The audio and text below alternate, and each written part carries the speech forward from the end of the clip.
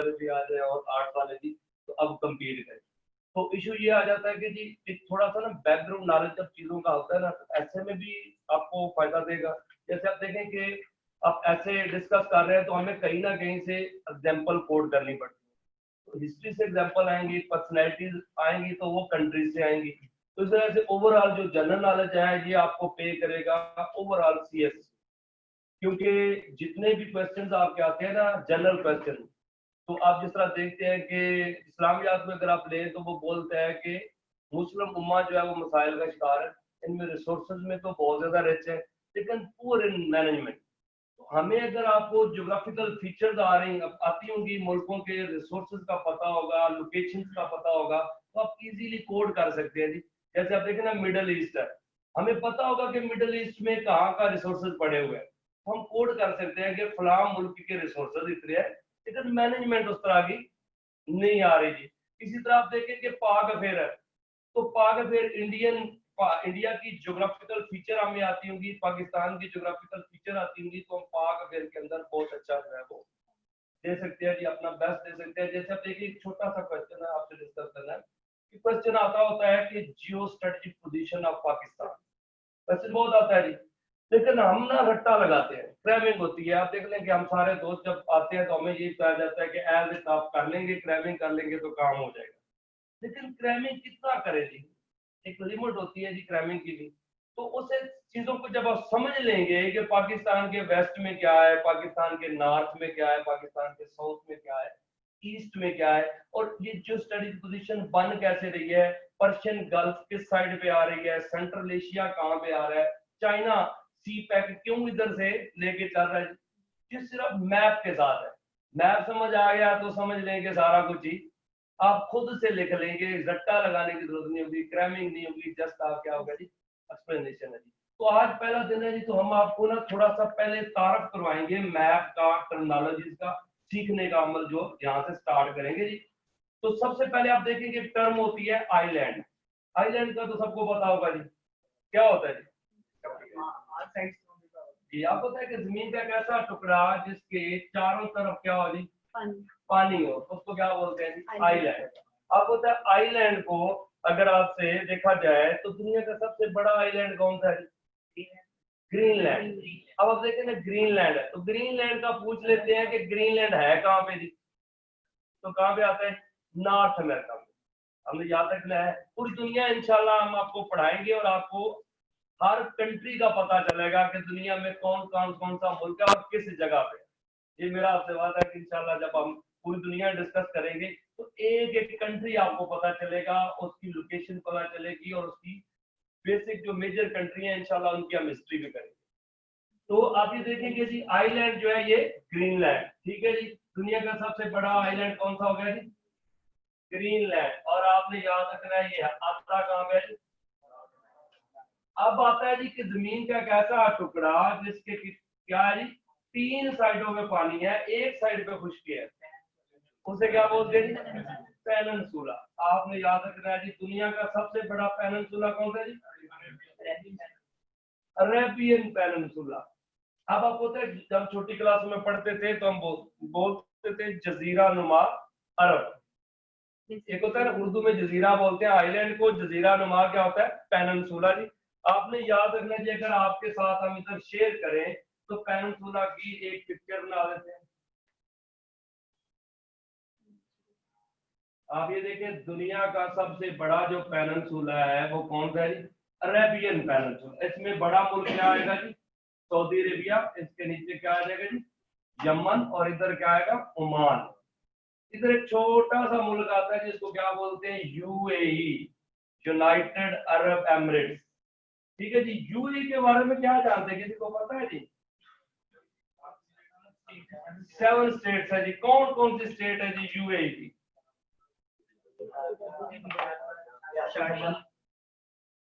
आपको तो मैं एब्रिविएशन दूंगा आपको थोड़ा सा ना सा ये देखेंगे एब्रिविएशन क्या है जी।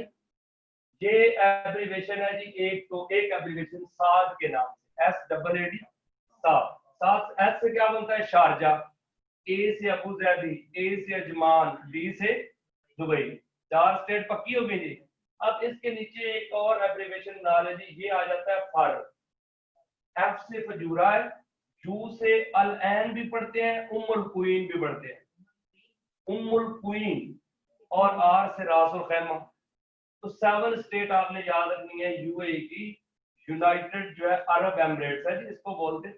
तो आपने याद रखना है ये 1971 में ये बना था क्या जी, यूएई। इससे पहले ये यूएई नहीं था। 1971 में यूएई बना है। आपने याद रखना है कि क्यों, क्योंकि 1971 में आजाद हुआ था दुबई जो है ना वो ब्रिटेन से, बरतानिया से आजाद हुआ, और उसके बाद ये सारी स्टेट्स मिलके क्या बना लेती हैं जी, एक अपना इत्तेहाद बनाती हैं, और इसको हम क्या बोलते हैं, यूएई, यूनाइटेड अरब एमिरेट्स। अब पता है 1973 में इनकी करेंसी भी दिरहम हो गई थी सबकी इकट्ठी। उससे पहले क्या, उससे पहले हर स्टेट की अपनी अपनी करेंसी। तो आपने ये ध्यान में रखना है कि एक छोटा सा क्वेश्चन, क्योंकि आप सीएसएस के स्टूडेंट है, तो आपसे पूछा जाए फेडरेशन क्या होती है और कन्फेडरेशन क्या होती है, क्वेश्चन आ सकता है ना जी, इंटरव्यू के अंदर भी पूछ सकते हैं आपसे, क्योंकि यूएई एक कन्फेडरेशन है, ये फेडरेशन नहीं है जी। तो कन्फेडरेशन में क्या फर्क पड़ता है जी, फेडरेशन और स्ट्रॉन्ग होता है और एक थोड़ा कम होता है जी। आपने याद रखना है जो फेडरेशन होता है ना, यहाँ सेंटर स्ट्रांग होगा। पाकिस्तान जो है ना एक फेडरेशन है, तो हमारा जो सेंटर है यही सब कुछ है। अब पता है पंजाब जैसा सूबा भी फेवरेट चाइल्ड है ना, पाकिस्तान का फेवरेट चाइल्ड क्या है, पंजाब ही है जी, कि जो भी जिसको चीजें है पंजाब को नवाजा जाता है। लेकिन पंजाब भी कहेगा ना कि मैंने पाकिस्तान के साथ नहीं रहना, तो क्या हो जाएगा जी, पाकिस्तान आर्मी आ जाएगी, क्योंकि किसी सूरत में भी ये सूबे जुदा नहीं हो सकते, क्योंकि सेंटर स्ट्रांग है और सारा कुछ रेवेन्यू सूबे कमा के किसको देते हैं, सेंटर को। सेंटर जाके क्या बनाता है जी, सेंटर बजट बनाता है, और उसके बाद एलोकेशन होती है। कभी ऐसा हुआ है कि सूबों ने पहले बजट बना लिया और सेंटर बाद में बनाया, ऐसा नहीं हो सकता ना जी। पहले सेंटर बनाएगा, मेन बजट आएगा, फिर वो एलोकेशन होगी बजट की किन किन जी सूबों को, फिर सूबे अपना बजट देंगे, ऐसा है ना जी। लेकिन कन्फेडरेशन में ऐसा नहीं होता, कन्फेडरेशन में सारे सूबे आजाद होते हैं, समझा जी, प्रोविंशियल ऑटोनॉमी है, ठीक है जी। और वो सिर्फ क्या करते हैं, गुजारा अलाउंस के लिए थोड़े थोड़े पैसे सेंटर को देते हैं। इसकी ना मिसाल मैं देता होता हूँ कि जैसे जब वालिद साहब तगड़े होते हैं, बच्चे उनके कमा रहे हैं लेकिन वालिद साहब स्ट्रांग है, तो सारे बच्चे कमा के पैसे किसको देते हैं, वालिद साहब को। वालिद साहब देखते हैं कि आप बच्चों की जरूरियात क्या है, उसके हिसाब से वो एलोकेट कर देते हैं पैसे, ठीक है जी। लेकिन जब वालिद बूढ़ा हो जाता है, बच्चे फुल पावर में आ जाते हैं, उनके आगे बच्चे जो है कि वो है, तो क्या होता है जी कि सारे ना, कभी ईद में कभी वैसे खुश हुआ तो वालिद की याद आई तो आगे कुछ पैसे दे गया दवाई के लिए, कपड़ों के लिए, समझ आ गया ना जी। कन्फेडरेशन ऐसे है जी कि सेंटर को गुजारा अलाउंस मिल रहा है, लेकिन फेडरेशन में क्या होता है, सेंटर सारे पैसे रखता है। अभी आप देख रहे हैं ना, पंजाब में जितना रेवेन्यू कलेक्ट होना है ये कहाँ जाएगा, इस्लामाबाद। इसी तरह बलूचिस्तान का भी, सिंध का भी, जो है केपी का भी, सबका रेवेन्यू कहाँ जाएगा जी, इस्लामाबाद। तो इस्लामाबाद में डिविजिबल पूल के अंदर क्या होगा, डिवीजन होगी, according to resources and expenditure जो है वो बजट मिलेगा जी। अब पंजाब का बजट क्योंकि सबसे पॉपुलेशन ज्यादा है तो एक्सपेंडिचर ज्यादा है, तो सबसे बड़ा बजट किसका बनता है जी, पंजाब का। उस हिसाब से फिर जिस बाकी सूबों का भी अकॉर्डिंग टू पॉपुलेशन बजट जो है वो बनता है, समझ आ गया ना जी।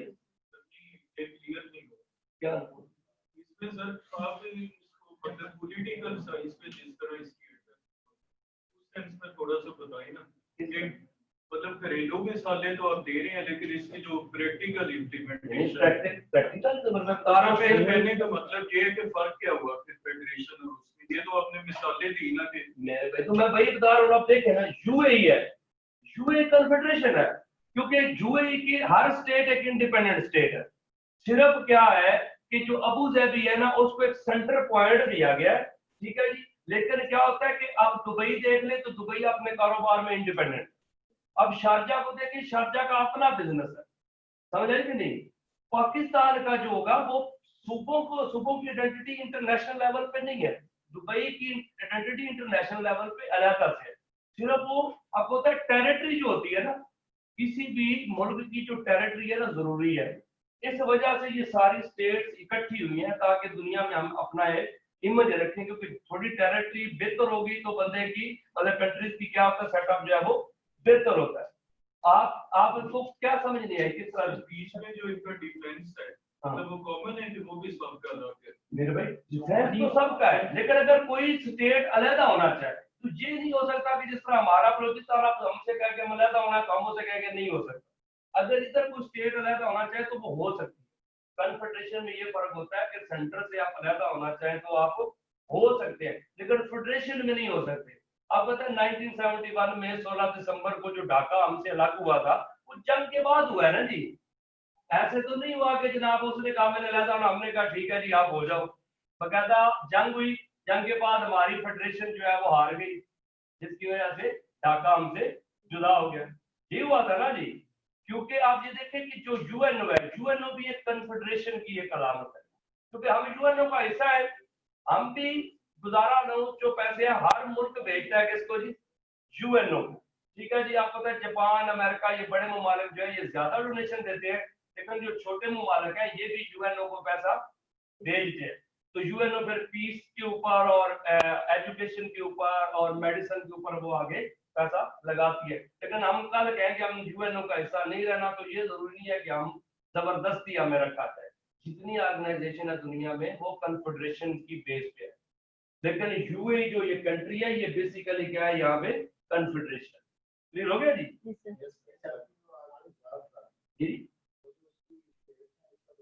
मेरे भाई 7 स्टेट्स है, आपने याद रखना है। एस से क्या बना था, शारजाह, ए से अबू धाबी, ए से अजमान, डी से दुबई, एफ से यू से उम्मुल क्वीन, एफ से फजूरा, यू से क्या है उसे उम्मुल क्वीन भी बोलते हैं, अल ऐन भी बोलते हैं, और आर से क्या बोलते हैं, रासुल खैमा। अब होता है कि ये 1971 में आया था कि यूएई स्ट्रक्चर जो है, और 73 में इनकी करेंसी दिरहम हो गई थी। और अब ये 7 स्टेट है, करेंसी इनकी क्या है, दिरहम। आपको पता है कि इसमें तो थोड़ा सा देखें तो 3 मेजर स्टेट सब लोगों को पता है, शारजाह, दुबई और अबू धाबी। क्योंकि बाकी 4 स्टेट जो है ना वो इतनी पॉपुलर नहीं है, इतनी अमीर नहीं है, इस वजह से उनका नाम बहुत कम आता है, क्योंकि ये फ्रंट पे है और ये पोर्ट्स है। इसके ऊपर अगर आप देखें तो यहाँ पे एक मुल्क आएगा कतर। कौन सा मुल्क है, कतर। फिर उसके बाद आप देखिए एक छोटा सा आइलैंड यहाँ पे आता है, बहरीन। फिर इधर कौन सा मुल्क है जी, कुवैत। कुवैत के साथ ये बड़ा सा मुल्क कौन सा जी, इराक। इराक के साथ आप देखें तो यहाँ पे एक मुल्क आएगा जी, इसराइल। ठीक है जी। और इधर आपको नजर आएगा कि यहाँ पे मुल्क जो है ये जॉर्डन। जी जी जॉर्डन। यहाँ पे ये वाला मुल्क सीरिया है। जी जी। और ये है लबनान। लेकिन आपने याद रखना है जो अरेबियन पेनिनसुला में आता है उसमें ये लबनान और सीरिया नहीं है जी, उसमें यहाँ तक आता है जॉर्डन और इराक और इसराइल। समझा जी? क्योंकि हमने डेफिनेशन में किया था कि जमीन का ऐसा टुकड़ा जिसके 3 साइडों पे पानी हो, एक साइड पे खुश्की हो। आपको पता है नीचे कौन सा सी आता है जी, अरेबियन। इधर कौन सा है, रेड सी। क्योंकि आपको पता होना चाहिए अफ्रीका और एशिया के दरमियान कौन सा सी आता है जी, रेड सी।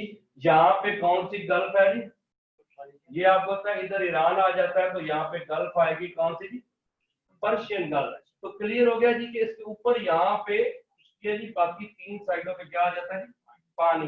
इसको बोलते हैं अरेबियन पेनिनसुला। दुनिया का सबसे बड़ा पेनिनसुला, इसमें सबसे बड़ा कंट्री कौन सा है, सऊदी अरेबिया। डेड सी। डेड सी तो यहाँ पे आता है ना, जॉर्डन और इसराइल के दरमियान आता है, इस एरिया में डेड सी। समझा ना? तो डेड सी जो है बेसिकली लेक है। ठीक है जी, सी नहीं है, नाम उसका डेड सी है। आपको पता है ना दुनिया की सबसे बड़ी लेक का नाम कैस्पियन सी है। दुनिया की सबसे बड़ी लेक कौन सी है,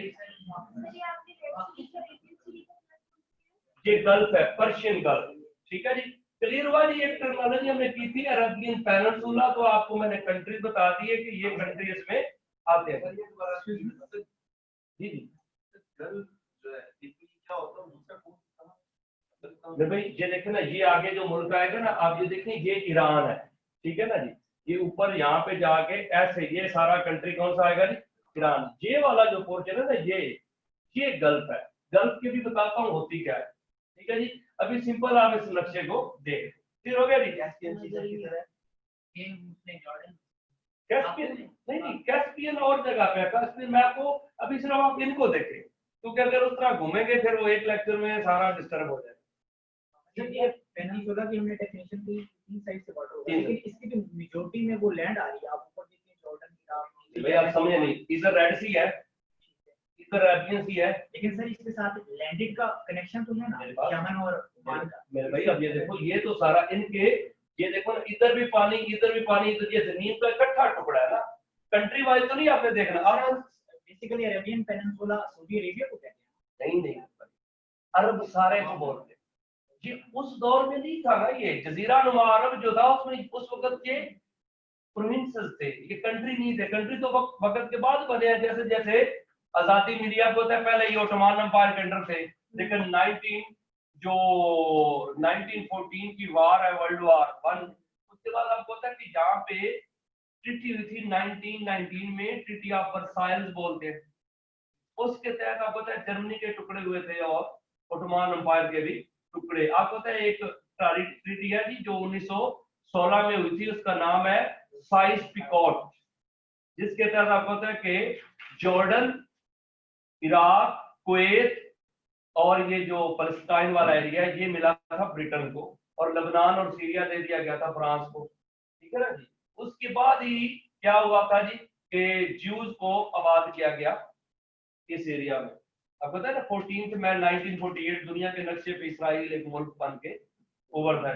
तो ये आगे हिस्ट्री में इंशाल्लाह डिस्कस करेंगे, लेकिन आपने ध्यान में रखना है कि एरिया तो ये एक ही है ना जी, जमीन का टुकड़ा हमने कहा है, किसी मुल्क की बात नहीं की। हमने कहा था कि जमीन का एक ऐसा टुकड़ा जिसके 3 साइडों पे पानी आए, एक साइड पे खुशकी हो, उसको क्या बोलते हैं, पेनिनसुला। तो बेसिकली पेनिनसुला या उसके 3 साइडों पे पानी आता है। अच्छा जी, क्योंकि ये दुनिया में मशहूर है इस वजह से, और दुनिया का सबसे बड़ा पेनिनसुला। क्लियर हो गया जी। अच्छा, अब एक और टर्म यूज होती है जी, आपने याद रखना है, पानी की एक नैरो पट्टी है, नैरो स्ट्रिप ऑफ वाटर है जी, दो जमीन के 2 मेजर पोर्शन को क्या कर देती है जी, सेपरेट कर देती है। जमीन की पानी की एक नैरो पट्टी है, समंदर का पानी है जी, जो खुशकी के 2 मेजर पोर्शन को क्या कर देती है जी, सेपरेट कर देती है। मिसाल है कि आप ना, आपके सामने ऐसे इंडिया का ऐसे रास्ता ड्राफ्ट बनाते हैं, अब ये देखिए इसके नीचे ये एरिया बन जाता है। इस पानी की इस पट्टी को क्या बोलते हैं जी, स्ट्रेट। क्या बोलते हैं, स्ट्रेट।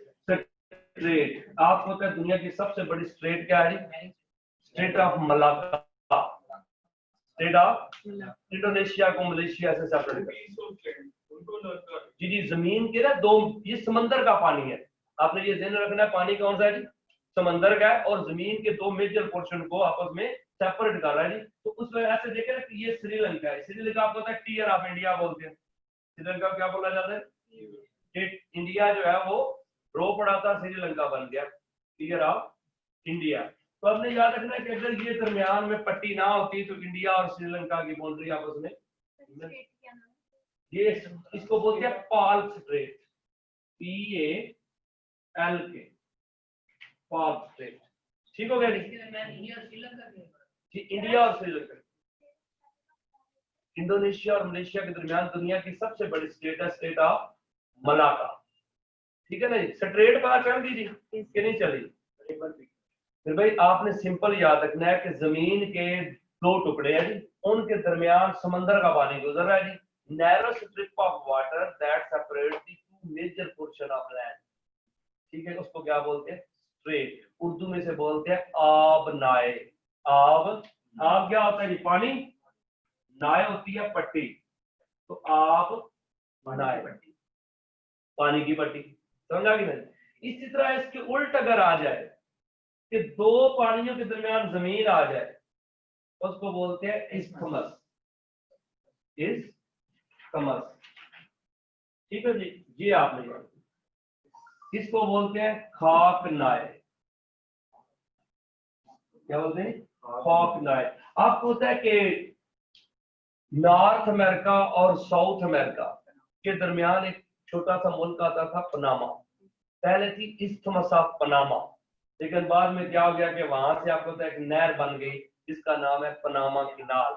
ठीक है जी, तो अब वो इस्थमस खत्म हो गई है। इसी तरह अगर आप देखें ना अपना म्यांमार थाईलैंड को, म्यांमार का इलाका अगर आप देखें तो इस तरह का बनता है जी ऐसे, और इधर से जो शुरू होता है ये थाईलैंड, थाईलैंड ऐसे आता है और ये ना लंबा होके बिल्कुल ऐसे पतला सा एरिया बन जाता है यहाँ पे। ठीक है ना, ये एरिया बनता है और इसके आगे फिर यहाँ पे आ जाता है जी मलेशिया का पोर्शन।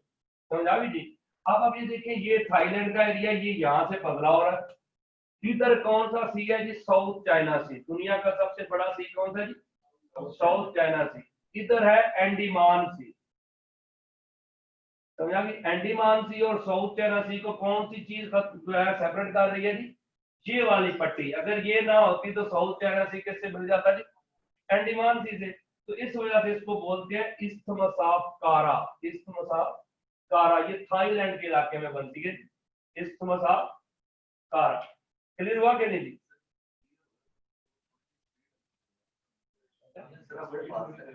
क्या है इसमें वो पहला दिन है ना आप लोगों के साथ, क्योंकि हमारा वो केमिस्ट्री एक आधे दिन में सेट होगी ना, क्योंकि पहला दिन है तो उस हिसाब से दोबारा कर देते हैं, कोई इशू नहीं है। आप कहेंगे 10 दफा रिपीट करेंगे, समझ आएगी, क्योंकि मेरा मेन मकसद आपको, क्योंकि ये सीएसएस का सब्जेक्ट नहीं है, ठीक है जी, लेकिन ये सारा सीएसएस होगा। ठीक है, ये मिनी सीएसएस में बोलते हैं, क्योंकि इसमें हर सब्जेक्ट आना है। पाकवेयर आना है, इस्लामिक हिस्ट्री आनी है, इस्लामियात आनी है, ठीक है जी, वर्ल्ड ज्योग्राफी आनी है, वर्ल्ड हिस्ट्री। ओवरऑल ये 10-12 लेक्चर जो आपके साथ होंगे ये ओवरऑल पूरे सीएसएस को डिस्कस करेंगे। लेकिन आपने याद रखना है कि पहली टर्म अभी जो हमने की थी स्ट्रेट का पता चल गया था ना जी।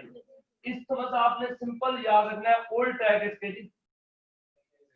स्ट्रेट के उल्ट आपने याद रखना है कि क्या होता है जी कि इस्थमस बेसिकली जमीन की नैरो स्ट्रिप ऑफ लैंड है which separate the two major portion of water। समझ आ गई आपको? एग्जांपल भी मैंने दी, नॉर्थ अमेरिका और साउथ अमेरिका के दरमियान मियां मोहम्मद नवाज शरीफ का कंट्री आता है पनामा। ठीक है ना, वहां पे पहले थी इस्थमस ऑफ पनामा, लेकिन क्या हो गया वहां पे पनामा कैनाल बन गई। अब पता है 1903 में ये कैनाल जो थी अमेरिका ने ले ली थी, और राइट ब्रदर्स ने पहली फ्लाइट ली थी किस कैनाल पे जी? इसी कैनाल पे 1903 को। समझा गया ना जी? तो आपने याद रखना है, वो तो अब खत्म हो गई जी, इस्तेमाल नहीं रही, लेकिन थाईलैंड का इलाका स्टिल है जी जो साउथ चाइना सी को अंडमान सी से सेपरेट कर रहा है। इसको हम बोलते हैं इस्थमस ऑफ कारा। इस्थमस ऑफ कारा, ठीक हो गया जी? इस्थमस ऑफ कारा जो है ये थाईलैंड में।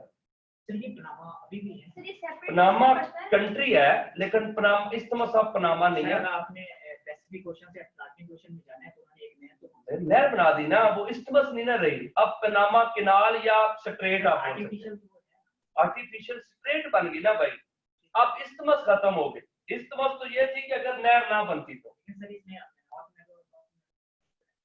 भाई अब देखो ना, सिंपल आप देखो कनेक्ट क्या किया हमने डेफिनेशन में, क्या थी कि पानी के दो मेजर पोर्शन को सेपरेट करें।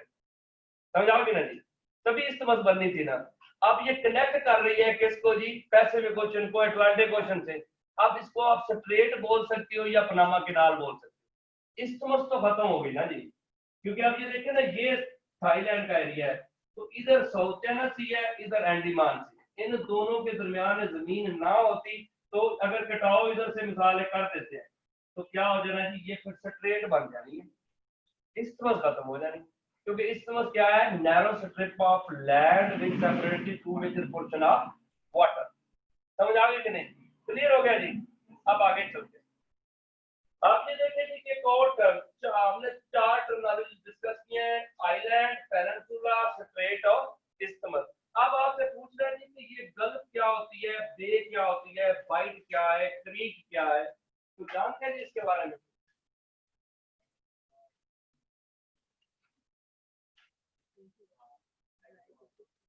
आपको पता होना चाहिए फुल मून से क्या होता है।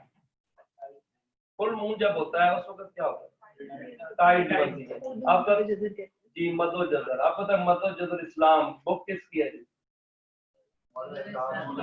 इल्ताफ हुसैन हाली की बुक है जी मदो जजर इस्लाम, यानी इस्लाम का अरूजो जवाल। मदो जजर का मतलब क्या है जी? अरूजो जवाल की दास्तान है इस्लाम की ना। तो आपने याद रखना है कि जी टाइड्स बनती है, ग्रेविटी ऑफ मून से क्या बनता है, टाइड।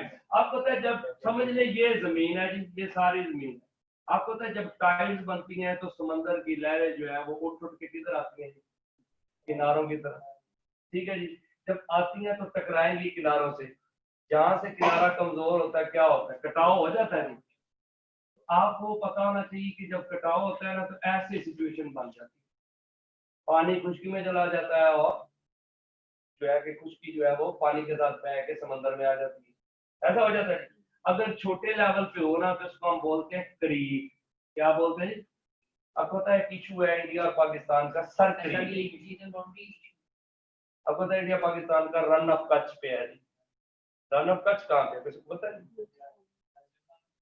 24 पैरेलल लाइन भी बोलते हैं इसको।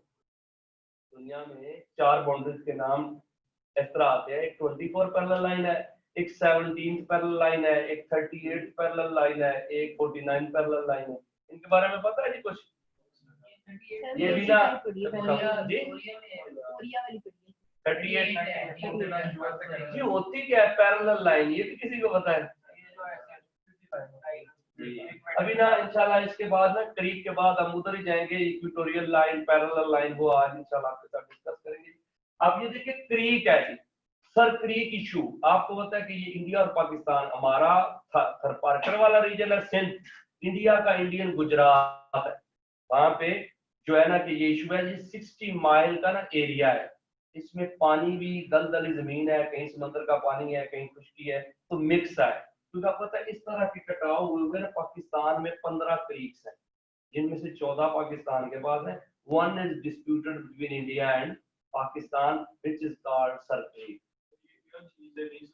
मेरे भाई आपने सिंपल सा ध्यान में रखना है कि हमने डेफिनेशन आपको बताई है कि समंदर का पानी जब कटाव होता है, आज की बात नहीं है, आप देखें ना हो सकता है कि 100 साल पहले का कटाव शुरू हुआ हो, तो पानी कटाव के साथ क्या है कि जमीन जो है वो बह जाती है कटाव में। जैसे आप पता है दरिया का भी होता है कि दरिया भी कटाव करता है, इसी तरह कटाव होता जाता है और बड़ी बड़ी चट्टानें पानी में गिरती जाती हैं और बहती जाती हैं और पानी अंदर अंदर खुश्की में चला जाता है।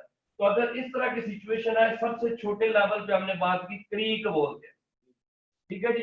तो पाकिस्तान में क्योंकि इशू चल रहा है, उसका नाम क्या है? Sir creek. उसका नाम क्या है? ये डिस्प्यूटेड है between India and Pakistan which is called sir creek.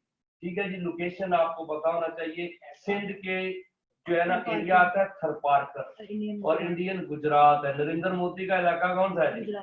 Gujarat. आप पता है महात्मा गांधी भी यहीं पे पैदा हुआ था 1869 इंडियन गुजरात में, ठीक है ना जी। तो आपने 1869, आपको पता है 1869 में ये पैदा हुआ, तो 1876 में बाबा जी पैदा हो गए, ठीक है ना जी। बाबा जी छोटे हैं महात्मा गांधी से, क्योंकि फर्क डेथ इनकी एक ही साल में। आपको पता है 30 जनवरी 1948 को महात्मा गांधी को गोली मार दी गई, नथुराम ने गोली मार दी, पाकिस्तान की मोहब्बत में मारा गया। ना जी, पाकिस्तान की मोहब्बत में गोली लगी थी गांधी को, क्योंकि एक अच्छा काम करने जा रहा था। क्योंकि आपको पता है कि 75 करोड़ रुपया मिलना था हमें स्टेट बैंक ऑफ इंडिया से, तो कुछ पैसे दिए बाकी दे नहीं रहे थे, तो गांधी ने भूख हड़ताल की, क्योंकि गांधी को यही तो एक काम आता था, भूख हड़ताल वाला, ठीक है जी। तो इस वजह से गोली मार दी जी एक कंजर्वेटिव हिंदू ने। आपको पता है इमरान खान ने इसी वजह से जो यूएन जनरल असेंबली में नाम लिया था ग्रेट महात्मा गांधी, जो है वो किसने मार दिया जी? आरएसएस की आइडियोलॉजी ने, ठीक है ना जी। इन कंजर्वेटिव हिंदूज ने क्या किया जी? मार दिया महात्मा गांधी। तो आपने याद रखना जी के ये इलाकों का पता चल गया। फिर भाई सिंपल सा ध्यान रखना, ये इलाका डिस्प्यूटेड है जी। इंडिया चाहता है कि इसमें आधा हिस्सा हमें दे दिया जाए, आधा पाकिस्तान रख ले। पाकिस्तान कहता है ये सारा हमारा है, समझा गई। इसकी वजह क्या है कि एक तो ये फुल ऑफ मिनरल्स है, ठीक है जी। दूसरा, अगर इंडिया का बॉर्डर यहाँ से यहाँ आ गया तो पाकिस्तान अपने आप को इनसिक्योर फील करता है, तो स्टिल ये ना डिस्प्यूट चल रहा है, ये पाकिस्तान बनने से पहले का डिस्प्यूट है, ठीक है ना जी। 1914 में पहली दफा उठाया गया था और उस वक्त कहा गया था it should be the part of Sindh government, ये किसका हिस्सा होगा जी, सिंध गवर्नमेंट का हिस्सा होगा। लेकिन स्टिल जो है इसका सोल्यूशन अभी तक हमारे पास नहीं है जी। दोनों मुल्क हट दरमी पे हैं, जैसा होता है कि सियाचिन ग्लेशियर है, दुनिया का हाईएस्ट बैटल ग्राउंड है और मोस्ट एक्सपेंसिव बैटल ग्राउंड है, ठीक है ना जी। 1984 से चला आ रहा है, पहले भी तो अगर इशू होता तो पहले भी होता, लेकिन आपको पता है 1984 से पहले ये था, इसमें नो मतलब है कि गो एरिया या फ्री लैंड जिसे बोलते थे, यहाँ पे ना इंडिया की फौज थी ना हमारी थी, लेकिन उसके बाद इंडिया ने मूव किया तो फिर हमें भी करना पड़ा। जी जी, ग्लेशियर छोटा है लेकिन दुनिया का बैटल ग्राउंड बड़ा है, हाईएस्ट बैटल ग्राउंड या मोस्ट एक्सपेंसिव बैटल ग्राउंड यही है। इतनी हाइट पे कोई नहीं लड़ रहा जी, ये सिर्फ हम ही लड़ रहे हैं, ठीक है। तो आपने क्योंकि हट नहीं सकते ना जी, आप आपको पता है कि जो होता है ना एक अना का मसला बन गया, क्योंकि आप देखिए ना कि जब हमने 1963 में ईरान अपना चाइना के साथ बॉर्डर एग्रीमेंट किया था ना, उसमें 2% हमने कश्मीर का पोर्शन दिया था चाइना को। चाइना को तो हम दे सकते हैं, इंडिया को तो हम एक मरला भी नहीं दे सकते। सर वो सर फॉरेन पॉलिसी वो क्या है बाय अब्दुल सत्तार सर, उसमें जिक्र किया गया इस ट्रीट का कि हम पाकिस्तान के पास है ज्यादा पार्ट है इसका और इंडिया के पास कम है विद एग्रीमेंट मैंने साइन किया था, जिसपे इंडियन बाद में जो की गवर्नमेंट ने बड़ा उसको रिवर्क किया था। तो मैं वही कह रहा हूँ ना, इंडिया कहता है इक्वल लेना है, पाकिस्तान के पास है ज्यादा है ना। मैं ये कह रहा हूँ कि अगर तो सारा पाकिस्तान के पास था डिस्प्यूट ही खत्म हो जाना था, ठीक है ना। जो कश्मीर वाला इशू है सारा इंडिया के पास होता तब भी खत्म हो जाना था, ठीक है, सारा हमारे पास होता तब भी खत्म हो जाना था। ये जंग भी हुई है, जंग इस पे नहीं, प्रॉपर जंग तो कश्मीर इशू पे ही हुई है, जब भी हुई है। ये छोटा सा इशू है, माइनर जिसको कहते हैं वो तो हुई है, ये तो होती रहती है। आप देख रहे हैं कि अभी भी ग्वादर पे जो चाइना आ रहा है तो इंडिया क्या कहता है, वो कहते हैं जी ये सर क्रीक की तरफ बढ़ रहे हैं। अब इंडियन चैनल सुने ना तो वो कहते हैं ये ग्वादर पे नहीं आ रहा, बेसिकली ये सर क्रीक की तरफ आ रहा है। चाइना जो है ना वो तो होती रहती है, हर तरफ से पाकिस्तान पूरा बॉर्डर है, कहीं ना कहीं तो ये चलते ही रहता है। लेकिन मेन हमारी जंगें जब भी हुई है वो कश्मीर इशू पे हुई है। तो मतलब हमारा यहाँ पे एज है कि हमारे पास इसका लाइन जी जी। अच्छा जी आगे देखिए, अगर ये थोड़ा सा ये गैप बढ़ेगा ना जी, तो इसको हम बोलते हैं गल्फ। ये बड़ा हो जाएगा गैप तो क्या बन जाएगी जी, आपको पता है दुनिया की सबसे बड़ी गल्फ है गल्फ ऑफ मैक्सिको, ठीक है। अगर गल्फ पड़ेगी तो इससे और बड़ा गैप होगा तो ये बन जाएगी बे। आपको पता है दुनिया में सबसे बड़ी बे है हडसन बे, कहाँ पे आती है, कनाडा में आती है। हडसन बे कहाँ पे आती है, कनाडा। गल्फ कौन सी, कैलिफोर्निया जी मैक्सिको, दुनिया की सबसे बड़ी गल्फ कौन सी है, मैक्सिको, और बे है हडसन। और इससे भी बड़ी आ जाएगी तो आपने याद रखना क्या आ जाती है, वो आपको पता है वो बनते हैं बाइट। तो ग्रेट ऑस्ट्रेलियन बाइट, आपने याद रखना है ग्रेट ऑस्ट्रेलियन बाइट। BIT भाई सबसे पहले क्रीक, क्रीक से बड़ा गल्फ, गल्फ से बड़ी बे से बड़ी बाइट, BIGHT, बाइट, ठीक है जी। ग्रेट ऑस्ट्रेलियन बाइट आ जानी है, दुनिया की सबसे बड़ी बाइट आएगी। भाई गैप ही है क्रीक से, ऐसे बड़ा ना, जैसे देखो ना नदी नाले होते हैं, नदी नाले इकट्ठे होकर क्या बनाते हैं, रिवर। रिवर गिरता है समंदर में, छोटे समंदर को सी बोलते हैं, बड़े समंदर को ओशन बोल देते हैं, ठीक है ना, है तो पानी ना जी।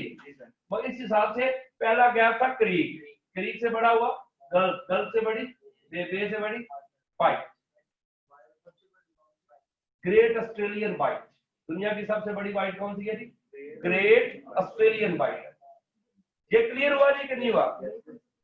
अच्छा जी अब आगे चलते हैं, ये टर्मिनोलॉजी डिस्कस हो गई। आगे आप देखें तो अब ना मैंने आपको पैरेलल लाइन के बारे में ना उस हिसाब से देखना है। आपने एविडेंस साइंस पढ़ ली है जी, पढ़ी है, एविडेंस साइंस तो लेक्चर नहीं हुआ अभी आपका।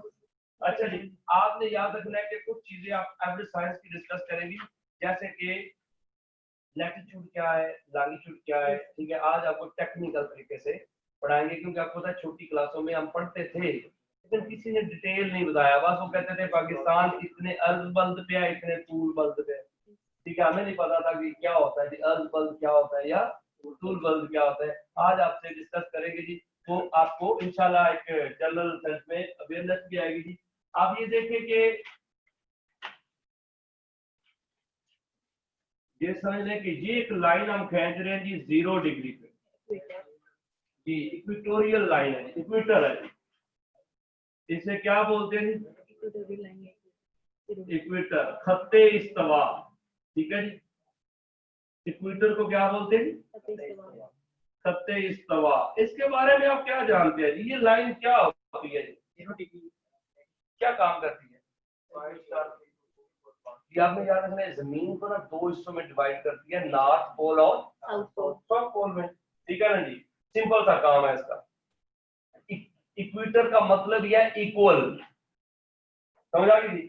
अब हमने इसको देखना है कि जो क्वेश्चन आ सकते हैं या पूछ सकता है, ये कितने कॉन्टिनेंट में से गुजरता है। पहला क्वेश्चन, इक्वेटर कितने कॉन्टिनेंट में से गुजरता है? अगर नहीं, ये 4 कॉन्टिनेंट में से गुजरता है। याद रखना है कि कितने कॉन्टिनेंट में से गुजरता है? 4। अब ये नाम लिखते हैं जी उनके। अब देखिए ना, मैंने आपको बताया था कंसेप्चुअल चीजें होगी। अब देखिए एक होती क्रैमिंग, उसमें बंदे को आगे पीछे हो जाना। अब जो मैं बताऊंगा उसके बाद आपसे कोई बंदा जैसे भी पूछेगा आप उसको सही जवाब देंगे। देखिए जी, एशिया, एशिया के बाद क्या है? अफ्रीका, उसके बाद ऑस्ट्रेलिया, उसके बाद साउथ अमेरिका। इसके अलावा इक्वेटर जो है किसी कॉन्टिनेंट में से नहीं गुजरता।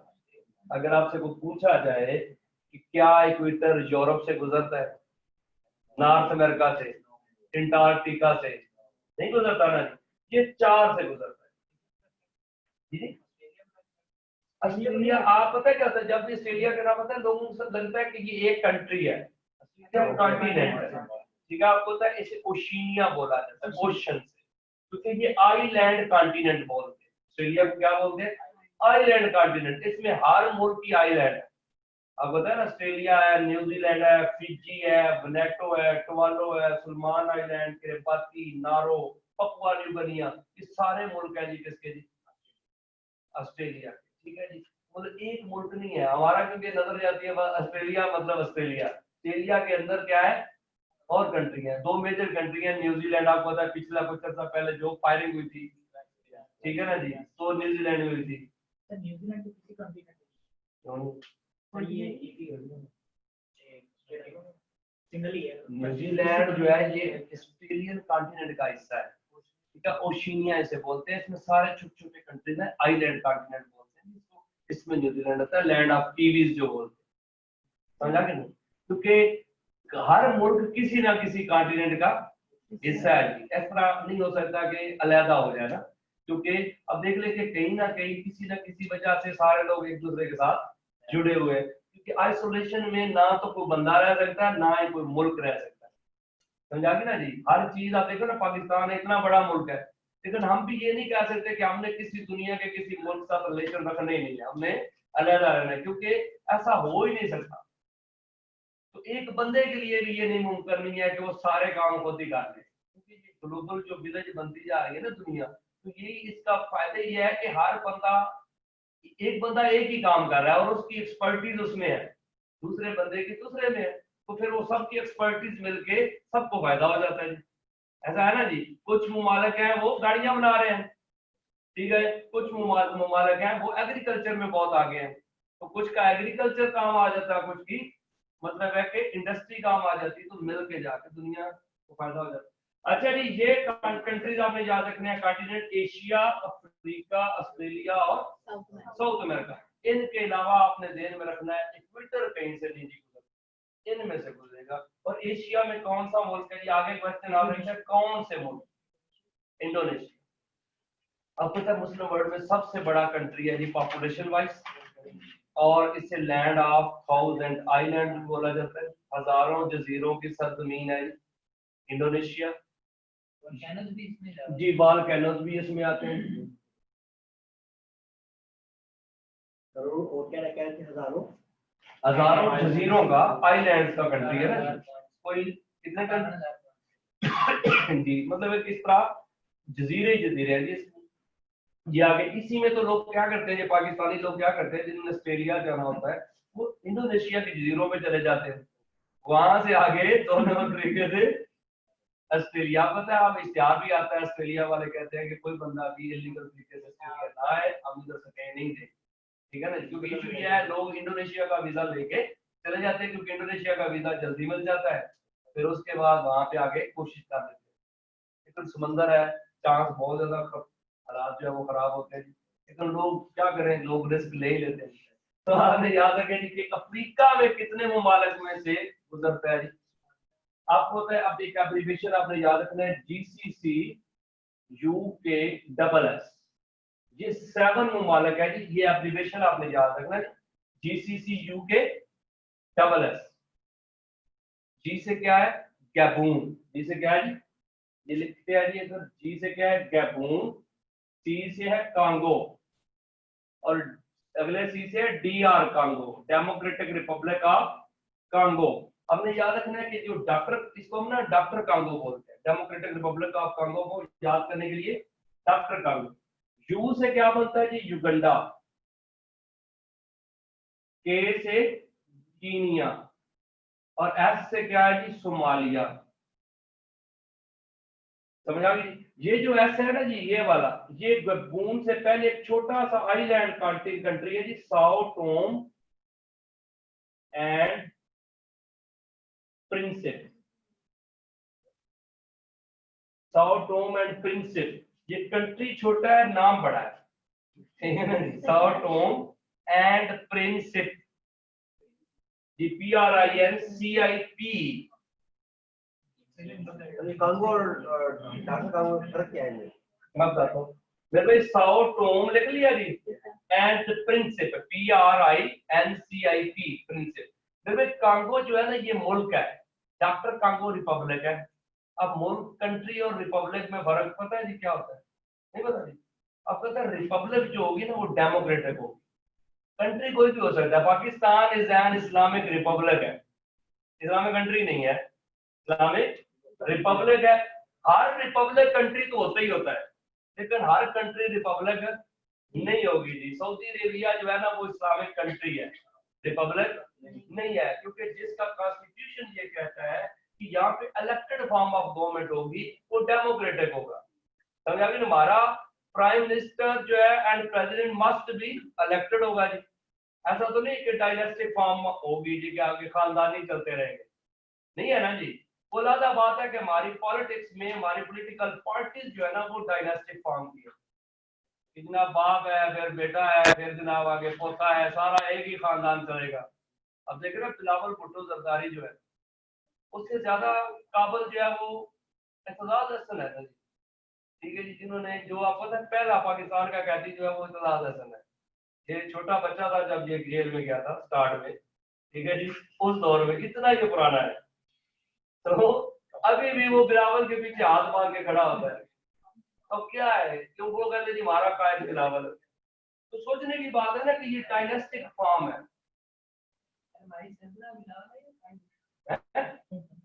उनकी मतलब पीपी का सरबराह वही है ना जी, वही लीड करेगा, पीछे खड़े होते, हालांकि सीनियर लोग हैं, मतलब ये लोग को लीड करना चाहिए। अगर पार्टी में आपको होता है कि इलेक्शन हो इंटर पार्टी, तो ये सीनियर लोग आगे आने चाहिए ना जी, लेकिन नहीं आ सकते। इधर आप मरीम नवाज को देख ले, हमजा शहबाज को देख ले, इनकी पार्टी में सीनियर लोग बहुत ज्यादा है, लेकिन लीड कौन करेगी जी, अपनी फैमिली को कहते हैं। उधर आप देख ले, काब लीग में देख ले, तो 2-3 ही लोग हैं, सारे अब रह गए, पार्टी खत्म हो गई, ठीक है ना जी।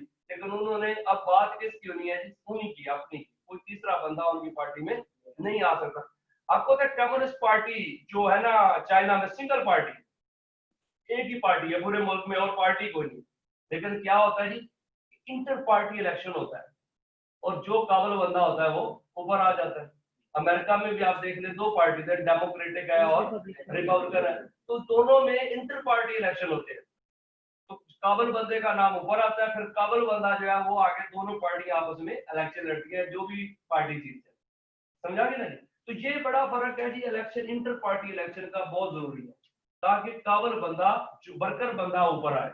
लेकिन इन पार्टीज में कभी भी ऐसा नहीं हो सकता कि कोई वर्कर बंदा ऊपर आ सके, जितना भी काबिल है। आप इत्तेजाज हसन से काबिल बंदा और कौन होना है? एक अच्छा एडवोकेट भी है, पढ़ा लिखा भी है, CS टॉप किया हुआ है, ठीक है जी, ठीक है जी, तो भी उसके बाद मतलब है कि वो बंदा पॉलिटिक्स में गया है। तो ये सारी चीजें देखते हैं, लेकिन वो आ नहीं सकते जी, क्योंकि डायनेस्टिक फॉर्म ऑफ जो है कि पॉलिटिक्स है यहाँ पे। तो ये आपने याद रखना जी कि 7 कंट्रीज अफ्रीका के, क्लियर हो गया जी। अब ऑस्ट्रेलिया में 2 कंट्रीज है जी, एक का नाम है नारो और दूसरा है किरीबाती। आपको पता है नारो को दुनिया की सबसे छोटी रिपब्लिक माना जाता है। दुनिया का सबसे छोटा कंट्री कौन सा जी? Vatican city. कहाँ पे आता है जी वेटिकन सिटी? कहाँ पे? इटली में है जी। इटली के अंदर रोम के अंदर है जी Vatican City. Vatican City, Vatican basically क्या है कि पोपों का स्कूल है जी, पोपायत है ना जी, हाँ जी, उनके पोप फ्रांसिस जो है वो यहीं से अपना फतवा जारी करता है। ये दूसरा क्या लिखा? क्रेपाती, KRIBATI पाती, इससे पहले क्या था? नारो NAURU, नारो। दुनिया में सबसे छोटा कंट्री है ही वेटिकन, लेकिन दुनिया में सबसे छोटी रिपब्लिक नारो है। रिपब्लिक और कंट्री का मैंने आपको बता दिया अभी। अच्छा जी, आगे देखें साउथ अमेरिका में कंट्री कौन से है जी? साउथ अमेरिका में 3 कंट्री हैं जी, इक्वाडोर, कोलंबिया और ब्राजील। इक्वाडोर, कोलंबिया और ब्राजील। आपने याद रखना है जी कि इक्वाडोर, कोलंबिया और ब्राजील ये कंट्रीज भी, इन पे भी इक्वेटर जो है, इक्वेटर की लाइन गुजरती है। तो अब देखें सबसे ज्यादा अगर आ जाए किस कॉन्टिनेंट में से गुजरता है? अफ्रीका। अफ्रीका के बाद साउथ अमेरिका, साउथ अमेरिका के बाद ऑस्ट्रेलिया, ऑस्ट्रेलिया के बाद एशिया। अब अगर पूछा जाए क्या माली में से इक्वेटर गुजरता है? नाइजीरिया, कांगो, ठीक है ना जी। तो हमने ध्यान में रखना है जी कि ये 13 ममालिक है जी, इनके अलावा इक्वेटोरियल लाइन कहीं से भी गुजरती नहीं है। कंसेप्ट बन गया जी, कॉन्टिनेंट भी पक्के हो गए। आपने ये भी याद रखना है ये लाइन क्या करती है? जमीन को इक्वल करती है जी। और आपने ये भी याद रखना है यहाँ पे इक्वल डे एंड नाइट होता है। इक्वेटोरियल लाइन जहाँ से गुजरती है ना जिन ममालिक में, वहां पे डे एंड नाइट क्या होता है जी? इक्वल होता है जी। इक्वल डे, 12 घंटे दिन होगा, 12 घंटे रात होगी, सारा साल, सारी जिंदगी। इक्वेटोरियल लाइन पे सारा साल 12 घंटे दिन, 12 घंटे रात। क्लियर हो गया जी? तो क्लियर होगी ना जी? आपको पता है हमारी जमीन पे, हमारे नादरन हेमिस्फीयर में कब इक्वल डे एंड नाइट होता है? कब होता है? 20 अब सिंपल सा देखें, 22 दिसंबर को सबसे बड़ी रात होती है, ये भी आने वाली है, ठीक है ना जी। और 21 जून को सबसे बड़ा दिन होता है। अब आपको पता है कि इब्ने खल्दून की थ्योरी है कि जब भी कुछ चीज अपनी पीक को पहुंच जाती है उसके बाद उसका डिक्लाइन स्टार्ट हो जाता है, बोलता है ना जी। तो ये हकीकत है हर बंदे की, हर चीज की, जब उसकी पीक पे पहुंच जाता है उसके बाद डिक्लाइन हो जाती है। इसमें से आपको पता है वासिफ अली वासफ साहब फरमाते हैं कि अल्लाह का शुक्र है कि पाकिस्तान ने भी अपना अरूज नहीं देखा, ठीक है ना, क्योंकि इसका जवाल नहीं आ सकता जी, अरूज देख के ही आना ना जी। तो ये अरूज इसको आएगा, फिर ही आएगा ना जी जवाल भी। ये तो स्टार्ट में कोई थोड़ा सा पोलियो का शिकार हो गया मुल्क हमारा, ठीक है ना जी, अब उठना शुरू हो गया। तो आपने याद रखना जी 22 दिसंबर को सबसे बड़ी रात, सबसे छोटा दिन, जहां से अब दिन बढ़ना शुरू हो जाना, ठीक है जी। और आपको पता है कि 21 मार्च को दिन और रात इक्वल हो जाने हैं। 21 मार्च, ठीक है जी, उसको बोलते हैं स्प्रिंग इक्विनॉक्स, ठीक है ना जी। स्प्रिंग में है ना, बाहर होती है ना जी मार्च के दिनों में। और उसके बाद अब देखें कि 21 जून को सबसे बड़ा दिन है जी। फिर इसके बाद क्या होगा जी, 23 सितंबर को इक्वल डे एंड नाइट होगी। फिर यहां से दोबारा रात जो है वो बड़ी होगी, ऐसे सीक्वेंस में चलेगा जी। 21 मार्च, ये आप देखें ना कि 23 सितंबर को ना, अब देखें ना यहां से जमीन सबसे बड़ी रात थी, तो उसके बाद दिन बढ़ना शुरू हो जाना ना जी। तो 21 मार्च को इक्वल डे एंड नाइट हो जानी। फिर जून के महीने में सबसे बड़ा दिन आ जाएगा। अब सबसे बड़ा जब दिन आया था 21 जून को, तो फिर क्या होना शुरू हो गया जी, रात बढ़ना शुरू हो गई। 23 सितंबर को इक्वल हो गए और इसके बाद रात बढ़ती गई तो 22 दिसंबर को फुल बढ़ी रहा। तो ये साइकिल सारा साल चलता रहेगा जी। आपको होता है कि जमीन मूव करती है वेस्ट टू ईस्ट, तो ये साइकिल ऐसे आपने याद रखना। क्लियर हुआ जी। लेकिन सारा साल इक्वेटोरियल लाइन पे इक्वल डे एंड नाइट रहना है। और आपको पता है इस लाइन पे हल्की हल्की बारिश सारा साल होती है। ये आपको पता है कि यहाँ पे जो ब्राजील में सलवास फॉरेस्ट है दुनिया के, यहाँ पे इसको रेन फॉरेस्ट भी बोला जाता है, क्योंकि वहां पे बारिश हल्की हल्की लगी रहनी है। क्योंकि आपको पता है ये हल्की हल्की बारिश की सिचुएशन क्या आती है, जैसे हमारे मुल्क में सावन का महीना होता है, तो आपको पता है बहुत बुरे हालात होते हैं। समझ आ गई ना जी। कारोबार के लिए भी, सिस्टम के लिए भी, हर चीज में नमी आ जाती है, डिस्टर्बेंस। ठीक है जी। है हाँ, ये सबसे हम लोग को जो है ना प्रॉब्लम नहीं आ रहा है लेयर का, ठीक है ना। बाकी 23 सितंबर को ये ऑटम इक्विनॉक्स है, ठीक है जी। आप क्लियर हुआ कि नहीं जी। अब अच्छा जी आगे आप चलते हैं। अब दोस्तों को आपको पता चल गया कि जी इसका फायदा क्या है, इक्वेटर काम क्या करता है। अब आपको बताना है पैरेलल लाइन क्या होती है। आपको पता है कि पैरेलल लाइन बेसिकली बोलते हैं लैटिट्यूड। इक्वेटर भी बेसिकली क्या है, लैटिट्यूड। इससे जीरो, ये जीरो लाइन थी ना जी, इसके ऊपर आप देखें ऐसे लाइनें आएगी ऊपर नीचे। इन लाइनों को क्या बोलते हैं, पैरेलल लाइन भी बोलते हैं, इन्हें क्या बोलते हैं, लैटिट्यूड। क्या बोलते हैं जी, लैटिट्यूड। इन्हें अर्धबंद बोला जाता है। पैरेलल लाइन क्या होती है, जो एट ए टाइम बराबर चल रही है, उन्हें क्या बोलते हैं। जैसे आपको पता है कि रेलवे की लाइन होती है, दोनों पटड़ी है, उनको क्या बोलेंगे, पैरेलल लाइन। बराबर बराबर चलती है, कभी ऐसा नहीं हो सकता कि एक पटड़ी छोटी हो और दूसरी बड़ी हो, बराबर चलेंगे। आपको पता है एक सजा भी होती है, उसको पैरेलल पनिशमेंट बोलते हैं। आपको पता जी।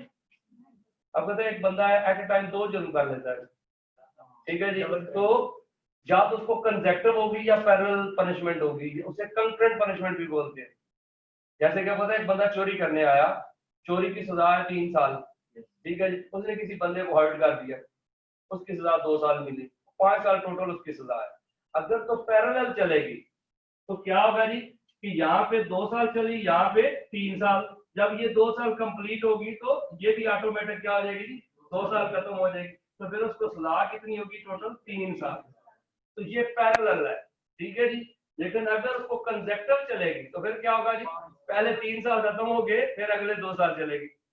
ये जज के पास इख्तियार है कि वो उसको कंसेक्टिव भी दे सकता है, उसे पैरेलल भी दे सकता है। समझा गया ना जी। तो आपने याद रखना पैरेलल लाइन का मतलब है इक्वल चलने वाली लाइनें, और बेसिकली होते क्या है, लैटिट्यूड। 24 पैरेलल लाइन जो है ना, ये वो लाइन है लैटिट्यूड की, जो पाकिस्तान के उस पोर्शन से गुजर रही है, जिस वजह से इस बाउंड्री का नाम क्या बढ़ गया जी, 24 पैरेलल लाइन। आपको पता है दुनिया का सबसे बड़ा बॉर्डर 2 मुल्कों के दरमियान 49 पैरेलल लाइन है, कनाडा और अमेरिका का। आपको पता है 5061 किलोमीटर, 5061 किलोमीटर लेंथ है जी। ये देखें 5061 किलोमीटर, ये दुनिया का सबसे बड़ा बॉर्डर है 2 मुल्कों के दरमियान, कनाडा और अमेरिका का। इसको बोलते हैं 49 पैरेलल लाइन। 38 पैरेलल लाइन है नॉर्थ कोरिया और साउथ कोरिया। सर ये कौन सा पैरेलल लाइन है? ये 49, ये देखिए ये 49 पैरेलल लाइन है जी। ये यूएस और कनाडा का है जी।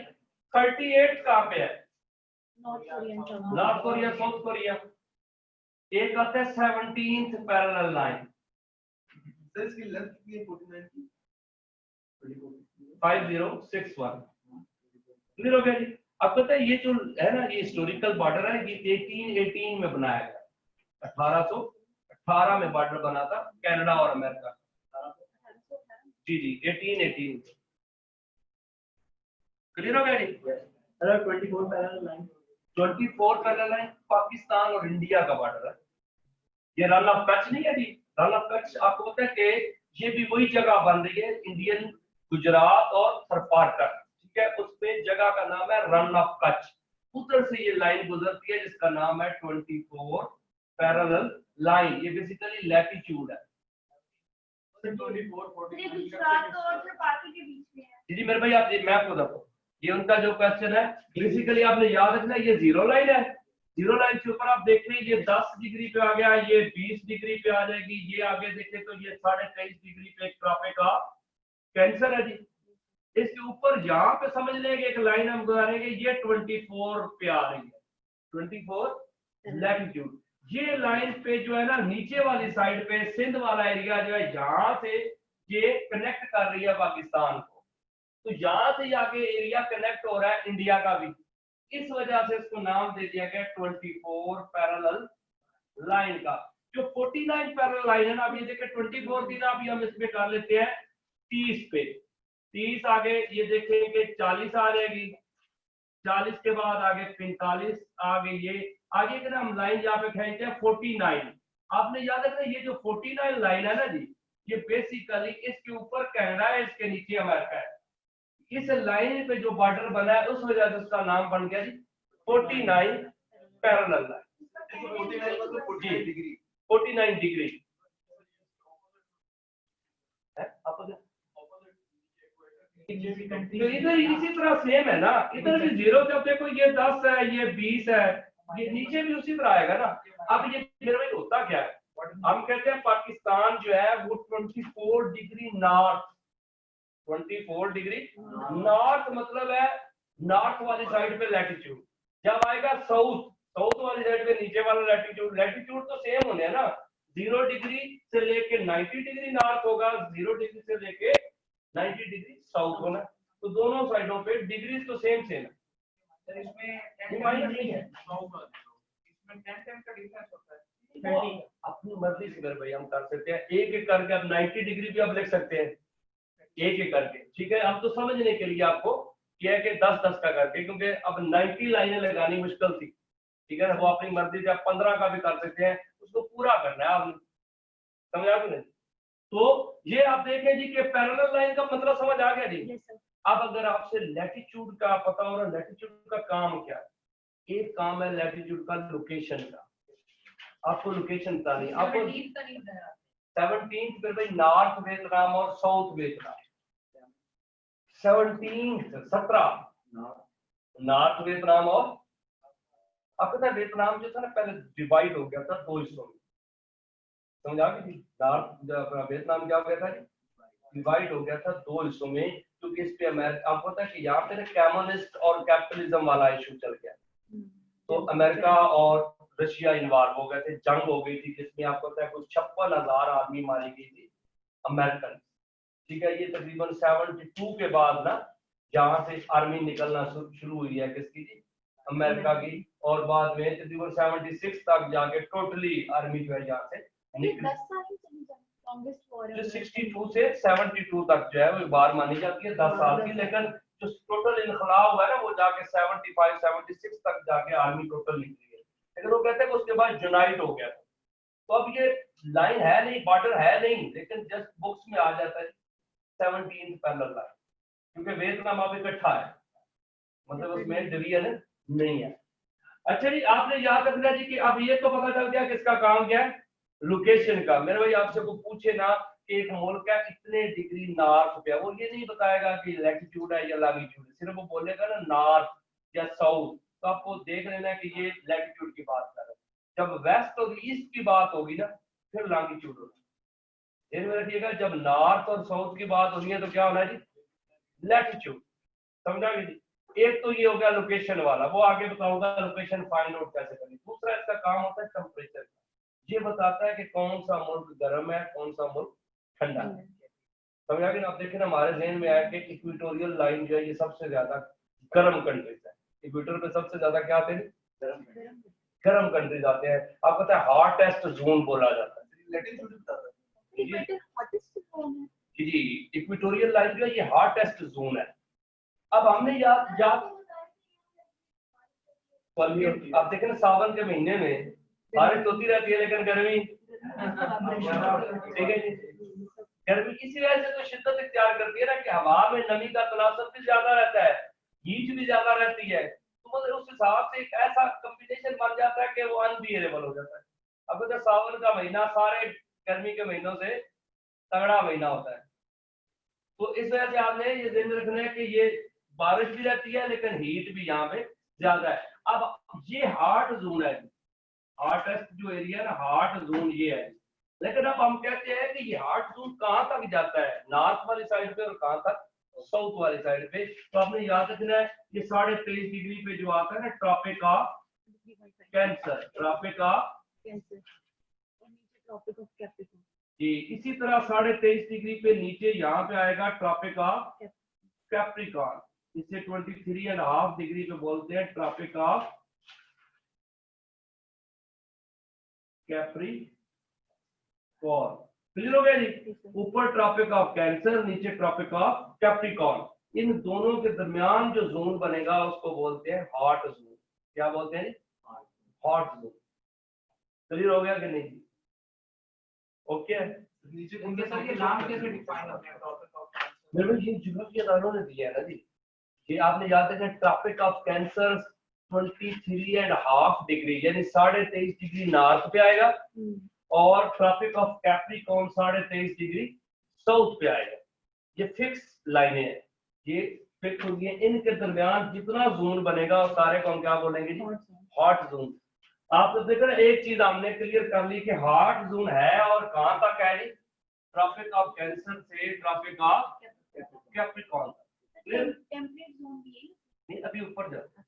ठीक है जी, क्लियर हो गया जी? अब हम इससे ऊपर जाएंगे। अब आपसे ना थोड़ा सा क्वेश्चन पूछता हूँ, आप देखें क्या कहते हैं पाकिस्तान किस जोन में आता है? अब होता है पाकिस्तान का लैटिट्यूड है 24 से लेके 37 डिग्री नॉर्थ, तो पाकिस्तान हॉट जोन में तो नहीं आता ना जी। अब आप ये देखें कि हम यहाँ पे ये 45 डिग्री किया था ना जी, इस 45 लाइन को बोलते हैं टेम्परेट लाइन, टेम्परेट लाइन। ठीक है। इसी तरह नीचे यहाँ पे भी हम जो है 40 आगे ये जो है 40, यहाँ पे हम 45 डिग्री पे ये भी बनाएंगे, ये भी क्या बनेगी जी? Temperate, temperate line. आपने याद रखना जी कि ये वाला ट्रॉपिक ऑफ कैप्रिकॉर्न को टेम्परेट लाइन से मिला दे और इधर ट्रॉपिक ऑफ कैंसर को आप टेम्परेट लाइन से मिला दे। जो बीच में जोन बनेगा उसको हम बोलते हैं वार्म टेम्परेट। गर्म जरूर है लेकिन क्या है जी? वार्म टेम्परेट है जी। गर्म जरूर है लेकिन मोतदिल है। समझ आ गई नहीं? दोनों साइडों पे वार्म टेम्परेट होगा। अब आप देखें पाकिस्तान के जोन में आ गया जी वार्म टेम्परेट में, क्योंकि गर्म है लेकिन फुल गर्म नहीं है जी, मोतदिल है। 45 डिग्री और 23.5 जी जी 23.5 यानी ट्रॉपिक ऑफ कैंसर से 45 डिग्री साउथ और ये 23.5 डिग्री से 45 डिग्री नॉर्थ, इनके दरमियान जो जोन बनेगा उस दोनों जोन को क्या बोलेंगे जी? Warm temperate. क्लियर हो गया जी? किसी को मसला हो यहाँ पे? ओके जी, आगे चले जी। आगे देखें, ये 45 डिग्री थी, ये आगे इसको ये देख ले तो ये समझ ले ये 50 पे कर देते हैं, ये आगे 66.5 के ऊपर, इसको बोलते हैं आर्कटिक सर्कल। क्या होता है जी सर्कल जी? Arctic circle. इसी तरह इधर नीचे आप देखें तो ये लाइन 50 पे आ गई, इधर अपना 60 है और 60 के बाद 66.5 के ऊपर आएगा जी इंटार्कटिक सर्कल। क्योंकि आपको पता है दुनिया में ओशन कितने हैं जी? 5 ओशन है। कौन कौन से हैं जी?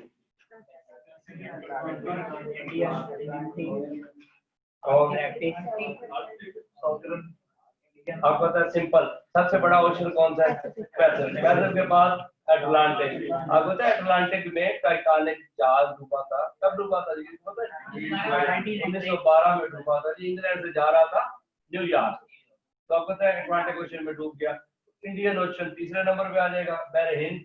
आपको पता है कि ये जो साउदर्न ओशन है ना, इसको इंटार्कटिक ओशन भी बोलते हैं। साउदर्न ओशन को क्या बोला जाता है?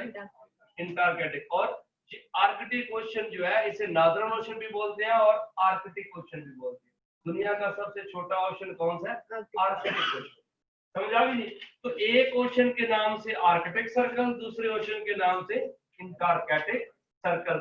असल में 3 ही ओशन है, दोनों जमे हुए हैं, सारा साल जमे रहते हैं क्योंकि ठंड इतनी है। क्योंकि पता है रशिया क्यों दौड़ दौड़ के आता, इतना बड़ा मुल्क होने के बावजूद तरक्की क्यों नहीं कर रहा? क्योंकि उसका कोई ट्रेड सेटअप नहीं बन रहा। समझ आ गया? जाहिर बात है ना, क्योंकि उसका जो ऊपर वाला नॉर्थ पोर्शन है सारा, वो सारा फ्रीज है, ठीक है जी। तो उसको चंद महीने मिलते हैं जो भी वो ट्रेड कर सकता है, बाकी सारा तो उसका सीजन जो है वो फ्रीज रहता है जी। इस वजह से ये अल्लाह की कुदरत है। पाकिस्तान एक छोटा सा मुल्क है, लेकिन जो स्टडी की पोजीशन में बहुत स्ट्रांग है। समझा कि जी। आप खुद देखें, एक तो ये फुल गर्म नहीं है, वार्म टेम्परेट जोन में आता है। दूसरा, इसके पास दुनिया के बेस्ट ग्लेशियर है, इसके पास डेजर्ट है, इसके पास माउंटेन्स है, कोस्टल एरिया बड़ा रीजनेबल है। अब देखिए ना, 1046 किलोमीटर का एरिया है कोस्टल एरिया, ठीक है जी। फिर पर्शियन गल्फ जो ऑयल वाला जोन है उसमें बहुत करीब है, ठीक है। ऊपर इसके सिर्फ 20 किलोमीटर की पट्टी है ताजिकिस्तान की, अगर वो हटा दी जाए तो ये सीधा सेंट्रल एशिया। समझा कि ना जी। तो बहुत यूनिक सिचुएशन में आता है, सिर्फ इसको अल्लाह की जात एक लीडर अच्छा दे दे, ठीक है जी, सेट हो जाएगा इसमें। क्योंकि इसने इतनी तेजी से तरक्की कर ली है ना, आप यकीन करें कि यूके, फ्रांस की, दूसरे यूरोप के मिसालें देते हैं। अब थोड़ा सा इमेजिन करें, यूरोप के जितने भी मुल्क है उनका इन्वायरमेंट ऐसा नहीं है कि वो सारा साल बिजनेस कर सके। कि पाकिस्तान का इन्वायरमेंट ऐसा है कि एक दिन भी इसका मिस नहीं होता, इन्वायरमेंट की वजह से, मौसम की वजह से, कि जनाब बिजनेस ना हो सके। अब नॉर्वे, स्वीडन, फिनलैंड को देखें तो तकरीबन 7-8 महीने तो वो फ्रीज रहते हैं वहां पे, तो घरों के अंदर ही कुछ करना है जो करना है, आउटडोर उनकी एक्टिविटीज खत्म हो जाती है, ठीक है। हमारा मुल्क है, हम खुद काम नहीं करते, मौसम हमें कुछ नहीं कहता है ना जी। तो ये है कि इसको अगर देखें तो इसमें यकदम एक लीडरशिप आनी है और इस सिस्टम को बदल देना है। और अभी उम्मीद तो की जा रही है कि बड़ी तेजी के साथ चेंजेस आ रही हैं। हो सकता है कि इमरान खान ही बारिश का पहला खतरा हो जी, ठीक है। रशिया तो बिल्कुल ऊपर आ जाता है ना, नॉर्थ पे, ठीक है ना। यहाँ पता है नॉर्थ पोल पे साइबेरियन रीजन है, सारा जमा हुआ एरिया किसके पास है जी? दुनिया में सबसे बड़ा रकबा इसके पास है, लेकिन है सारा क्या जी? बिगाड़ है, ठीक है ना जी। तो आपने याद रखना। अच्छा जी, आप देखें कि टेम्परेट लाइन तक तो हमने किया था, अब टेम्परेट लाइन को आर्कटिक सर्कल से कनेक्ट कर दें, इधर टेम्परेट लाइन को इंटार्कटिक सर्कल से कनेक्ट कर दें। अब जोन कौन सा बनेगा जी? Cool temperate zone. ठंडा जरूर है लेकिन फुल ठंडा नहीं है। वार्म टेम्परेट के बाद कौन सा आएगा जी? Cool temperate zone. 45 से 60 जी 45 से 66.5। इधर आप देखें, ये भी क्या आ जाएगा जी? Cool temperate zone. क्लियर हो गया जी? यहाँ तो इश्यू तो नहीं है जी। अब मेरे भाई यहाँ से सीधा 90 डिग्री नॉर्थ और इधर से भी 90 डिग्री साउथ, इसको बोलते हैं कूल जोन। क्या होता है जी? कूल जोन या फ्रिजिड जोन बोलते हैं, जमा हुआ एरिया, ठीक है जी। कूल जोन आपने याद रखना। तो 4 जोन बने। सबसे पहले हॉट जोन था, फिर उसके बाद वार्म टेम्परेट, फिर कूल टेम्परेट, फिर उसके बाद कूल जोन। समझा भी जी? अब आपसे कोई बंदा पूछेगा, आप उसको इजीली टेम्परेचर बता सकते हैं कि दुनिया के टेम्परेचर कैसे कैसे डिवीजन है जी। हॉट जोन वाला बोलेगा तो कहां से कहां तक है जी? ट्रॉपिक ऑफ कैंसर से Tropic of Capricorn. Warm temperate का ट्रॉपिक ऑफ कैंसर से 45 degree north, Tropic of Capricorn से 45 डिग्री साउथ, वार्म टेम्परेट। फिर 45 डिग्री से आर्कटिक सर्कल, फिर 45 डिग्री से इंटार्कटिक सर्कल कूल टेम्परेट, फिर आर्कटिक सर्कल से 90 डिग्री, अंटार्कटिक सर्कल से 90 डिग्री। समझ आ गई थी? कोई भी दुनिया का टेम्परेचर किसी मुल्क का पूछेगा, इन 4 जोन के अलावा कोई जोन और है ही नहीं। समझ आ गई थी? क्लियर हुआ कि नहीं? सिंपल आप देखिए नहीं सही बात है। मेरे को पता है कि हम इकट्ठे इस वजह से हुए कि कुछ कंसेप्ट ले रहे हैं, तो ले दे के ही ये काम चलना है जी, ठीक है ना जी। तो ये देखे 8 जोन। पहला क्या था जी? हार्ड जोन है जी। तो हार्ड जोन कहाँ तक गया जी? ट्रॉपिक ऑफ कैंसर से ट्रॉपिक ऑफ कैप्रिकॉर्न, ऐसे ही है जी। उसके बाद मेरे भाई हार्ड जोन से ऊपर आप देखें तो ये वार्म टेम्परेट, ठीक है जी, जोन बनता है। ये कहां से बनेगा जी? ट्रॉपिक ऑफ कैंसर से 45 डिग्री नॉर्थ, इधर ट्रॉपिक ऑफ कैप्रिकॉर्न से 45 डिग्री साउथ, दोनों के दरमियान क्या हुआ? Warm temperate. फिर यहाँ से टेम्परेट लाइन से आप आएंगे इंटार्कटिक सर्कल तक, इधर से टेम्परेट लाइन से आर्कटिक सर्कल दरमियान में जोन कौन सा बना जी? Cool zone. फिर आर्कटिक सर्कल से 90 डिग्री नॉर्थ, इधर से इंटार्कटिक सर्कल से 90 डिग्री साउथ, जोन कौन सा बनेगा जी? ये कूल जोन या फ्रीज जोन या फ्रिजिड जोन, जो भी आप हो। 45 से 60 आपने क्या बना था? कूल। ये 45 से 66 एंड हाफ तक cool temperate zone. Temperate zone यानी ठंडा जरूर है लेकिन मोतदिल ठंडा, फुल ठंडा। 90 कूल जोन, फुल ठंडा, ठीक है। सिंपल आप देख रहे हैं एक बहुत गर्म था, उसके बाद हमारा एरिया आया जो मोतदिल गर्म था, फिर आया जो मोतदिल ठंडा है, फिर फुल ठंडा। तो 4 जोन बने ना, फुल गर्म, फिर वार्म टेम्परेट, फिर कूल टेम्परेट, फिर कूल है। बिल्कुल आप बोलते हैं कि जैसे जैसे आप नॉर्थ पोल की तरफ जाएंगे या साउथ पोल की तरफ जाएंगे ठंड बढ़ती जाएगी। हीट कहाँ पे आएगी जी? हार्ड जोन पे, इक्वेटर पे। क्लियर हो गया जी। अब मेरे भाई अगला स्टेप है 2-4 मिनट की ब्रेक दे दे, बाकी निकल जाए। लेकिन थोड़ा सा टाइम हो गया तो जान अच्छा चलो लॉन्गिट्यूड के बाद जस्ट ना हिस्ट्री की एक छोटा सा टॉपिक आपके साथ ऐसे थोड़ा इंटरटेनमेंट हो जाएगी, तो हमारी इंटरटेनमेंट भी मेरा भाई हिस्ट्री के साथ है। भाई ये नॉर्थ पोल हुआ है ना, ये नीचे साउथ पोल हो गया, ठीक है जी। अभी लॉन्गिट्यूड में दूसरा आएगा वेस्ट और ईस्ट, ठीक है।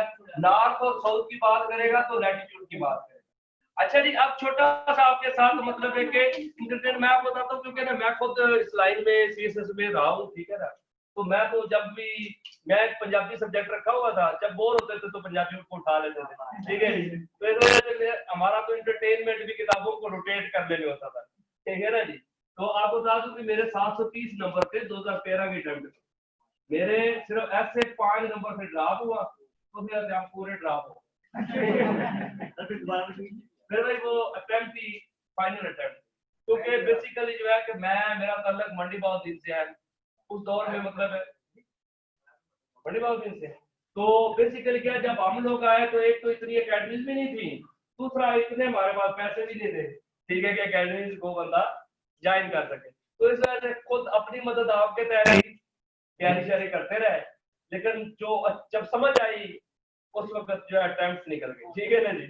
तो इस वजह से मैंने 1 पेपर के तकरीबन 21 रिटर्न पास किए, ठीक है ना जी, बीपीएससी के, एफपीएससी के, ठीक है जी, सबको। और उसके बाद जो है कि इतने इंटरव्यू देने के बाद इवन पीपीएससी वालों से मैं पूछ के भी आया था कि वजह क्या है, रखते क्यों नहीं हो एक दिन असिस्टेंट डायरेक्टर लैंड रिकॉर्ड का इंटरव्यू देने गया, तकरीबन कोई 10-15 मिनट जो है 20 मिनट का इंटरव्यू चला, कहते ठीक है बेटा आप जाए। मैंने जाना नहीं है जी आज क्या हुआ है, मैंने कहा भाई आप बता दे, मैंने इंटरव्यू दिया, आपने इंटरव्यू दिया, कहीं पे मसला है तो बता दे, तो क्योंकि मैंने नेक्स्ट टाइम फिर आ जाना है तो इशू नहीं है मेरे लिए, मैं आ जाऊंगा, लेकिन आप मुझे इतना बता दे कि फॉल्ट कहाँ गया, ताकि मैं नेक्स्ट टाइम आऊँ तो इम्प्रूव कर गया हूँ। तो कहने जी बेटा आप बहुत अच्छे हैं, इंशाल्लाह इस दफा आपके साथ इंसाफ होगा। चेयरमैन ने मुझे ऐसे किया, मतलब है कि इंशाल्लाह टेंशन ना ले, तो फिर वो ना रखा, फिर उन्होंने नहीं, ठीक है ना। तो मतलब है कि ये सारे तजर्बे मैंने करके आया हूँ, इस वजह से जो चीजें मतलब करवाने का तरीकाकार है सारा। और उसके बाद आपको ये बता दूं कि मैं तकरीबन पिछले 3 साल पीछे मैं जो है वर्ल्ड टाइम के साथ भी अटैच रहा हूँ, उधर भी मैं सीएसएस को जनरल नॉलेज जो है वो पढ़ाता रहा हूँ। और मेरा जो एक्सपीरियंस है तकरीबन मैं 2013 से 1 पेपर पढ़ा रहा हूँ, तो मेरे तकरीबन 70 से ज्यादा स्टूडेंट सब इंस्पेक्टर है पंजाब पुलिस, और 100 से ज्यादा स्टूडेंट जो है ना वो मतलब मुख्तलिफ पोस्टों पे। अब अल्लाह ने वही ये काम होता है, कभी तो मैं परेशान होता था कि यार सब जिसको मैं पढ़ाता हूँ वो एलोकेट हो जाता है, मैं क्यों नहीं होता। तो फिर बाद में मैंने सोचा कि हो सकता है कि मालिक ने मुझे काम ही ये दिया हो, ठीक है ना जी। तो ये होता है कि अगर पहली बात है कि बंदा परेशान होता है कि हम लोग जो है वो मिडिल क्लास के लोग हैं, तो हमारे लिए मेन चीज क्या थी कि जॉब होनी, ठीक है जी। लेकिन अब देखते हैं कि यार इतने दोस्तों भाइयों का प्यार मिलता है, तो हो सकता है हमें यही अल्लाह ने काम दिया हो, ठीक है ना।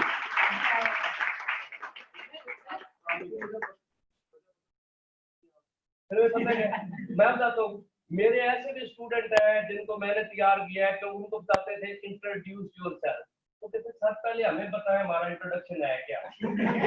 वो भी एलोकेट हुए हैं, समझ आ गई ना जी। और यकीन करें कि जो स्टार्ट मैंने लिया था, मैं कब रूम में पढ़ाता था, तो स्टूडेंट जो पास हो जाते थे, एक ही कमरे में चेयर होती थी, तो स्टूडेंट को चेयर पे उठाता था, क्योंकि इंटरव्यू पैनल बना हुआ है, ठीक है ना जी। और मैं जमीन पे बैठता था और उनसे सवाल हो रहे हैं कि आपने ऐसे बैठना है, ऐसे करना है, क्योंकि मेरे पास वसीह तजर्बा था पीपीएससी में जाने का, ठीक है ना। जितना किसी बंदे को भी तजर्बा होगा, जितना मुझे पता है कि कैसे एंट्री डालनी है, क्या करना है, सारा कुछ हर चीज, तो इस वजह से समझाते थे और स्टूडेंट एलोकेट हो जाते। तो पता क्या है कि ऐसा कुछ भी नहीं होता कि आप बिना कोई पर्सनैलिटी में प्रॉब्लम होता है या कोई ऐसी चीज है, सिर्फ एक अल्लाह की जात है, रिज़्क आपका निकला होता है जहां से आपको मिलना है ना। अब मुझे ये बताया ना कि आप दोस्तों के साथ मेरा लिंक क्यों बना, ठीक है ना जी। सिस्टम है, अगर मैं मेरा 2008 में पहला नायब तहसीलदार रिटर्न पास हुआ था, अगर मैं वही लग गया था, तो मैंने ना पढ़ाना था ना कुछ ऐसा सिस्टम। लेकिन अब दिन ब दिन मैं पूरे लाहौर की सारी एकेडमीज के साथ टच हूँ, ना सिविल जज कोई सिविल जजेस की एकेडमी के साथ भी टच हूँ, अपने मतलब अपना पर्सनल सेटअप भी है, इधर भी हूँ, पहले वर्ल्ड टाइम के साथ। तो एक सिचुएशन है कि पूरे मुल्क में अल्लाह का फजल है कि मेरा हर शहर में 2, 4, 5, 10 स्टूडेंट पाए जाते हैं, ठीक है ना जी। तो ये चक्कर होता है भाई, इसमें कोई ऐसी चीज नहीं है कि पर्सनैलिटी सब कुछ कहते हैं, साइकियाट्रिस्ट ये कहते हैं, मैं चीजें ये मानता नहीं। सारे तजर्बे किए हैं यार, देखो ना, मेरा स्टूडेंट एलोकेट हो सकता है जिसको मैं समझाता हूँ, तो मतलब मेरे अंदर भी तो कोई मसला होगा ना कि ये होना चाहिए है। मैं बताता हूँ, मैं एफपीएससी में गया था इंटरव्यू देने के लिए, अभी रिसेंट कोई मेरा ख्याल साल एक हो गया, ये आई थी इंस्पेक्टर इनलैंड रेवेन्यू। तो उसने मुझसे पूछा कि आपका एरिया ऑफ इंटरेस्ट क्या है, मैंने कहा इस्लामिक हिस्ट्री। उसने मुझे ट्रू स्टेट्स का पूछा, मैंने उसको बताया कहता कौन कौन से रूलर्स थे दोनों साइडों पे ना। तो मैंने कहा कि एक साइड पे तो ये सुल्तान अयूबी, नूरुद्दीन जंगी, इमादुद्दीन जंगी, ये कहता दूसरी साइड पे, तो मैंने कहा कि जो एक तो शाह यरूशलेम था, दूसरी साइड पे लाइन रिचर्ड हार्ट। आपको पता है ये लफ्ज बोलने से यकीन करें कि चेयरमैन अपनी चेयर से ना इतना उठ के फिर बैठा था, कहता वेल डन, ठीक है। और जब मैं उठने लगा कहता आप जा सकते हैं, फिर उसने मुझे कहा कि बहुत अच्छे बेटा, आपकी बहुत अच्छी ग्रिप है। इससे ज्यादा जो है कि एप्रिसिएशन क्या होनी चाहिए, मुझे कहा कि इस दफा रख लेना है। हम कहने का कि ये चीजें नहीं है, मैं सारी चीजें ना नोटबुक मेरे पास इंटरव्यू की तैयारी करते हैं और अल्लाह बदल एलोकेट होते हैं। मैं उनको पहली बात कहता हूँ कि ये जेन बना के नहीं जाना कि इन्होंने आपको नौकरी दे दी, ठीक है। अब जेन में लेके जाए कि आपने वो जस्ट जो 5 से 6 मिनट है ना, अच्छा परफॉर्म करना है, खेलना अच्छा है। ये नहीं कि जीतने के लिए आपने हर हाल में एलोकेट होना है, इस जेल से जाएंगे कभी भी नहीं होंगे। आप सिंपल जाएंगे और 5 मिनट के अंदर ये जो पूरा बोर्ड है ना, जो पैनल बना हुआ है, ये इंप्रेसिव वे में मैंने खेलना है, अच्छा खेल के आ जाना है, बाकी रिजल्ट अल्लाह की जात पे छोड़ दे। तो फिर आप देखें, क्योंकि वजह पता क्या होती है, हम लोग जब सिर्फ जीतने के लिए खेलते हैं ना, फिर घबरा जाते हैं, होता है ना जी, कॉन्फिडेंस लूज हो जाता है। एक क्वेश्चन गया, बंदा कहता है मैं तो गया। क्वेश्चनों से ऐसा कुछ नहीं, मेरा अपना स्टूडेंट है इस वक्त कस्टमर इंस्पेक्टर है, वो ना उसने भी एक प्रिवेंटिव ऑफिसर का उसने भी रिटर्न दिया, इंटरव्यू दिया, मैंने भी दिया, दोनों मिलके गए उसका जो है ना एफपीएससी में इंटरव्यू देने के लिए। तो वो क्या करता है कि जी इंटरव्यू में गए, मुझसे क्वेश्चन हुए, उससे भी हुए, जब रिजल्ट आया तो स्टूडेंट एलोकेट है, मैं नहीं हूँ, ठीक है जी। मैं गया उसके बाद, मैंने कहा यार मैंने तुझे पढ़ाया है, तू एलोकेट हो गया, मैं क्यों नहीं हुआ। पता है वो क्या कहता है, कहता है मंडी बहुद्दीन का लड़का है सुहावा, जानते हैं सुहावा, ठीक है जी। अब होता है कि वहां का लड़का नासर, उसका नाम है नासर गोंदल मेरा नाम। तो वो कहता है सर जी सच्ची बात बताऊं, मुझसे 5 क्वेश्चन उन्होंने किए थे, 5 पे मैंने सॉरी बोला था, मैंने एक भी जवाब नहीं दिया। जब रिजल्ट आया मैंने अपना नाम देखा तो मुझे यकीन नहीं हुआ। फिर मैंने अपनी रोल नंबर स्लिप निकाली, फिर मैंने कंप्यूटर पे देखा, फिर मैं रोल नंबर सारा देखा इसको ना मैच करके, फिर भी मुझे यकीन नहीं हो रहा था कि मेरे ही है, क्योंकि 5 सवाल पूछे, 5 में सॉरी बोला, उन्होंने कहा ठीक है आप जा सकते हैं। तो भाई जब अल्लाह की दात है आपको रिजल्ट देना है तो दुनिया की कोई ताकत आपको रोक नहीं सकती। उन 4 लोगों के हाथ में नहीं होता आपका रिजल्ट। हम लोग क्या है कि ये लोग डिसाइड करेंगे हमारा फ्यूचर, नहीं, तो भाई आपका फ्यूचर ऑलरेडी डिसाइडेड है। सिर्फ वजह पता क्या होती है, हमें पता नहीं कि हमारा फ्यूचर क्या है, इस वजह से हम सीएसएस को भी हाथ डाल रहे होते हैं, पीएमएस में भी, वन पेपर में भी, जुडिशरी में भी, हर तरफ हाथ मार रहे होते हैं कि पता नहीं कहाँ पे तलाश कर रहे हैं। होता है ना जी। इस वजह से आप उसकी थोड़ी सी और एग्जांपल आपको दे देता हूँ। मैंने क्योंकि इतने तजर्बे किए हैं, एग्जांपल बोल रहा हूँ, ठीक है ना। आप सिंपल सी आपसे बात करें, आप कभी कभार खड़े होते हैं तो आपके पास बंदा माजूर आ जाता है, तो सवाल करता है, आप उसको नहीं देते, ठीक है जी, पैसे कुछ चीज नहीं देते। थोड़ी देर बाद ही एक हट्टा कट्टा बंदा आ जाता है, ठीक ठाक फिट है, लेकिन सवाल करता है, आप उसको पैसे दे देते हैं।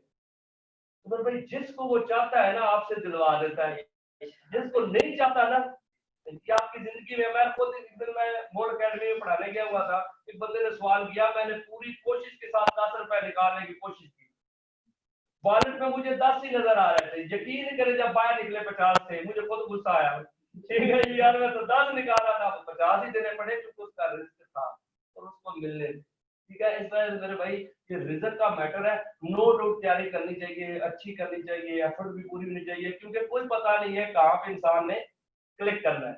लेकिन ये जो कहते हैं ना कि जी फला बंदा जो है वो उसको मतलब तैयारी अच्छी थी इस वजह से निकल गया, इस तरह कोई नहीं है। मैं ऐसे ऐसे मेरे स्टूडेंट हैं क्योंकि मुझे काफी अच्छे से तजर्बा है जी, और मेरे दोस्तों का कि अभी भी आप उनको देखेंगे ना, पिछले दिनों मुझे एकेडमी के लिए एक वीडियो चाहिए थी, मेरा स्टूडेंट है वो रिंग रोड में है, पुलिस में ना पेट्रोल ऑफिसर, उसको मैंने बोल दिया कि यार अपनी एक वीडियो बना के ना भेजो, पेज पर लगानी है, तो कहता सर मुझे लिख के भेजिए, मैंने बोलना क्या है मैंने कहा यार अपना नाम बता दो कि मेरा नाम ये है, मेरी ये होता है और मैं मतलब है कि फला बंदे से पढ़ के आया, इतनी हमें चाहिए।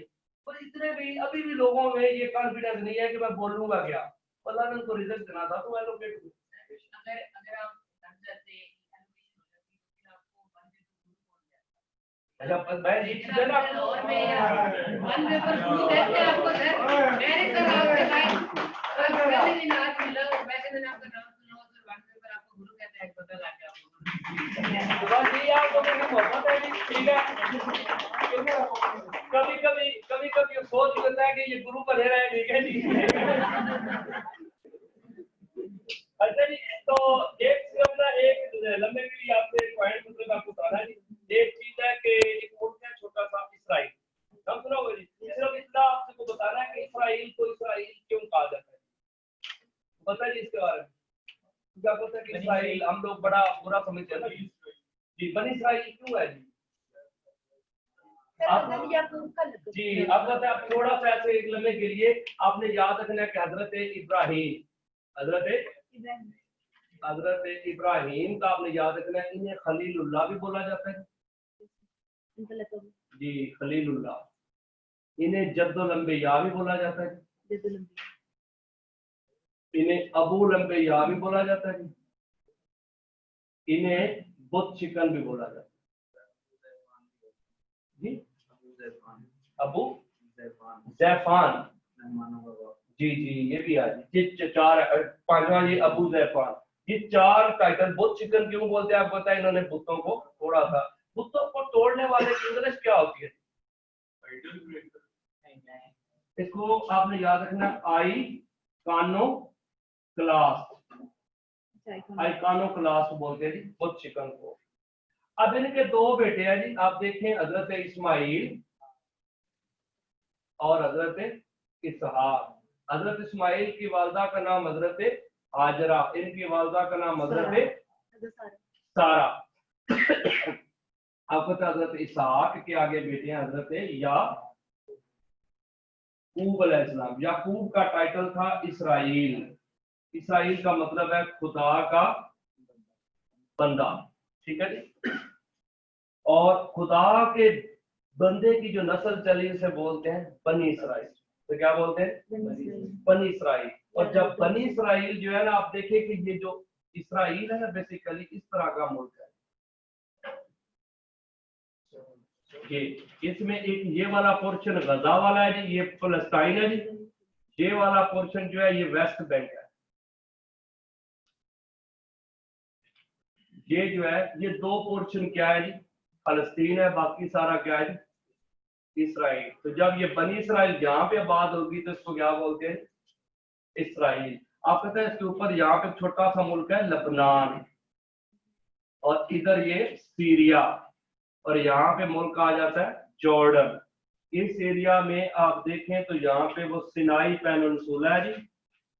सिनाई पेनिनसुला का समझते हैं जी, आपको पता है इजिप्ट का एक हिस्सा है जी, जो किस में आता है जी, एशिया में।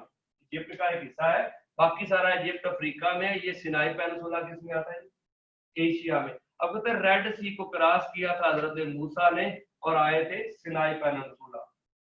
अब पता है इसी में बारे में आता है कि बनी इसराइल के अल्लाह ने इनाम किया, इन पे किसका साया किया जी, बादलों का साया किया, इन पे मनो सलवा उतारा। जब ये यहाँ पे आए थे ना तो यहाँ पे कोई तो सायेदार दरख्त नहीं था, तो अल्लाह ने इन पे क्या कर दिया जी, साया, और फिर मनो सलवा भी उतारा। आप पता है मनो सलवा उतरता था, लोग खाते थे, लेकिन बीच में से कुछ लोगों ने कहा कि जनाब हमें तो वैरायटी चाहिए, ठीक है जी, उनकी वजह से सारा सिस्टम डिस्टर्ब हो गया जी। तो आपको पता है ये सारा इल्जाम हमारे अराई भाइयों पे जाता है, ठीक है ना, क्योंकि वो लहसुन प्याज, ठीक है, ये सारी चीजें जो है ना इनके ज्यादा मतलब ये इनका टेस्ट है, ठीक है, वरना ये ना पीपीएससी होना था ना सीएसएस होना था, स्कूल से मनोसलवा उतरना था, आपने खाना था और एंजॉय करना था, ठीक है। अल्लाह की जात है, कमी हो नहीं सकती जी, हमें ये कह दी कि मनोसलवा खत्म हो गया था, नियमतें तभी खत्म होती हैं जब हम शुक्रिया करते हैं, ठीक है जी। तो आपने याद रखना जी, ये सिनाई पेनिनसुला है, ये जॉर्डन है, ये सीरिया है, ये लबनान है, ये मुल्क है इसराइल, ठीक है जी। और दुनिया के नक्शे पे ये आया था 1498 में जी, 14 मई 1948 को ये दुनिया के नक्शे पे ये मुल्क बना था जी, ज्यूस, 14 मई 1948, ठीक है जी, 1948 में जी 1948 जी, 14 मई को ये दुनिया के नक्शे पे ये मुल्क बना था। उससे पहले फलस्तीन था, ठीक है ना जी, क्योंकि ये ओटोमान एम्पायर का हिस्सा था। ये सिनाई, यहाँ पे कोई तूर है, कोई तूर यहाँ पे उसी के नाम पे है सर ये सिनाई। जी जी, कोई सिनाई बोलते हैं जिसको, ये कोई तूर भी यहाँ पे है जी। हजरत मूसा अल्लाह से कलाम होते थे, तौरात भी यहीं पे नाज़िल हुई थी। आपको पता है इकट्ठी आई थी, हार्ड कॉपी में तौरात आई थी, समझा कि सॉफ्ट कॉपी में नहीं आई थी, इकट्ठी हार्ड कॉपी में आई थी। और वो मतलब सारी तख्तियां हजरत मूसा अलैहिस्सलाम जो है वो इकट्ठी ऊंटों के लाद के ले गए। तो ये सिनाई पेनिनसुला की बात ये इजिप्ट है, और ये रेड सी है, यहाँ से स्विज किनार है। यहाँ आप पता है ना, स्विज किनार जो है ये 1859 में स्टार्ट हुई थी, 1869 तक जाके कंप्लीट हुई, 10 सालों में कंप्लीट हुई स्विज किनार। 56 रेड सी को कनेक्ट कर दीजिए। ऊपर आप देखें जी, यहाँ पे मेडिटेरेनियन सी है, अफ्रीका और यूरोप के दरमियान कौन सा सी आता है, मेडिटेरेनियन, बहिरा रूम, और एशिया और अफ्रीका के दरमियान रेड सी है, रेड वो एशिया और यूरोप के दरमियान। अब सिंपल दोबारा देखें, आपने याद रखना है ये कौन सा सी है जी, रेड सी। ये इधर आपने बहिरा रूम यानी मेडिटेरेनियन सी, जहां पे जी स्विज किनार है। आपको पता है इसकी लेंथ वैसे जो है ना अब 170 किलोमीटर है, लेकिन कुछ बुक्स पे 193 किलोमीटर भी दी जाती है। लेकिन आपने याद रखना है ये उस वक्त क्योंकि ब्रिटेन के कब्जे में था ये, इन्होंने ट्रेड को बढ़ाने के लिए रेड सी से कौन सी नहर निकाली थी, स्विज किनार।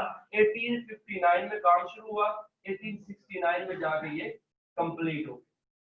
सर मेडिटेरेनियन सी के बाद आपने किसी और सी के बारे में बताया जी, रेड सी ये नीचे है, ये ऊपर है। आपने सिंपल याद रखना है कि एशिया को जो अपने लिखे ना, एशिया और अफ्रीका के दरमियान रेड सी है, अफ्रीका और यूरोप के दरमियान मेडिटेरेनियन सी है, इन दोनों को कनेक्ट करती है स्वेज कैनाल। लेकिन अब यूरोप और एशिया के दरमियान आता है ब्लैक सी।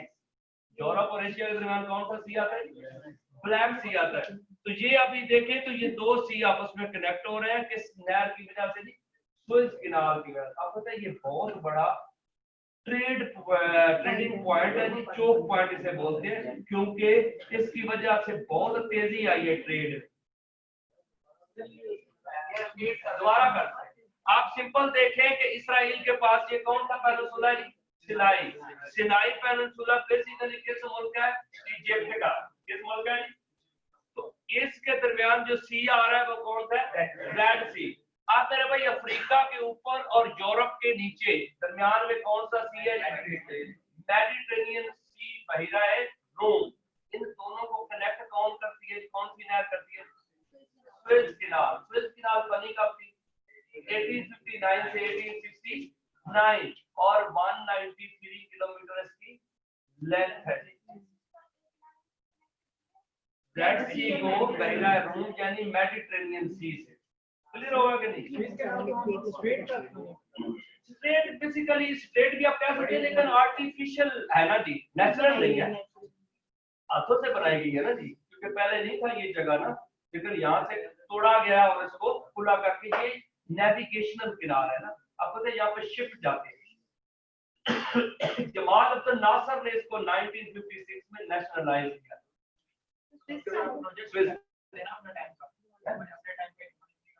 बहुत बड़ा प्रोजेक्ट है ना। आपको देखें कि इतनी बड़ी नहर जो है वो खोदनी और फिर ये नेविगेशनल किनारा। ये इसराइल के ऊपर से वो जो आपने रेक्टेंगल लबनान। ये वाला नहीं वो वाला नहीं वो गाजा है। ये गजा, वो लबनान, ये लेबनान है, ये सीरिया, ये जॉर्डन, ये वेस्ट बैंक है। वेस्ट बैंक इसको क्यों बोलते हैं पता नहीं। हालांकि वेस्ट तो हमेशा आपने वेस्ट और ईस्ट का इशू हो ना, आपने याद रखना हमेशा आप लिखेंगे बुई, पेपर के ऊपर आप लिख देंगे बुई। बुई तो लिख ही लेंगे ना जी। तो अब बताए इधर वेस्ट होगा, इधर ईस्ट होगा। हमेशा नॉर्थ ऊपर होगा जी, साउथ नीचे होगा। आपने याद रखना है कि लफ्ज न्यूज है ना जी, तो न्यूज ठीक है जी, तो उसमें चारों डायरेक्शंस ही होती है, ठीक है ना जी, नॉर्थ ईस्ट वेस्ट और साउथ। तो ये आपने देखना है। क्लियर हो गया जी? तो ये सिंपल सा भी हमने क्योंकि डिस्कस नहीं किया, इंशाल्लाह नेक्स्ट जब टाइम आपके साथ हमारी क्लास होगी ना जी, तो फिर इंशाल्लाह हम इसराइल को भी डिस्कस करेंगे और साथ आपको पूरी दुनिया के जो कंट्रीज है ना उसके लिए आपने काम करना है, क्योंकि हमारा आपके साथ सेक्शन चलेगा, कोई 10-12 लेक्चर होने हैं। हमने एक लिखवाते थे ऑक्सफोर्ड का एटलस, ठीक है जी। ऑक्सफोर्ड का एटलस जरूर आप दोस्तों ने ना वो मैप आपको पक्के हो जाएंगे, उसके ऊपर हम हाईलाइट करवा देंगे, उससे ये फायदा हो जाएगा। सब उसका नाम क्या खुद लिख देंगे। एटलस है, आप ऐसा भी कर सकते हैं क्योंकि ना हमारा होता है ऑक्सफोर्ड एटलस,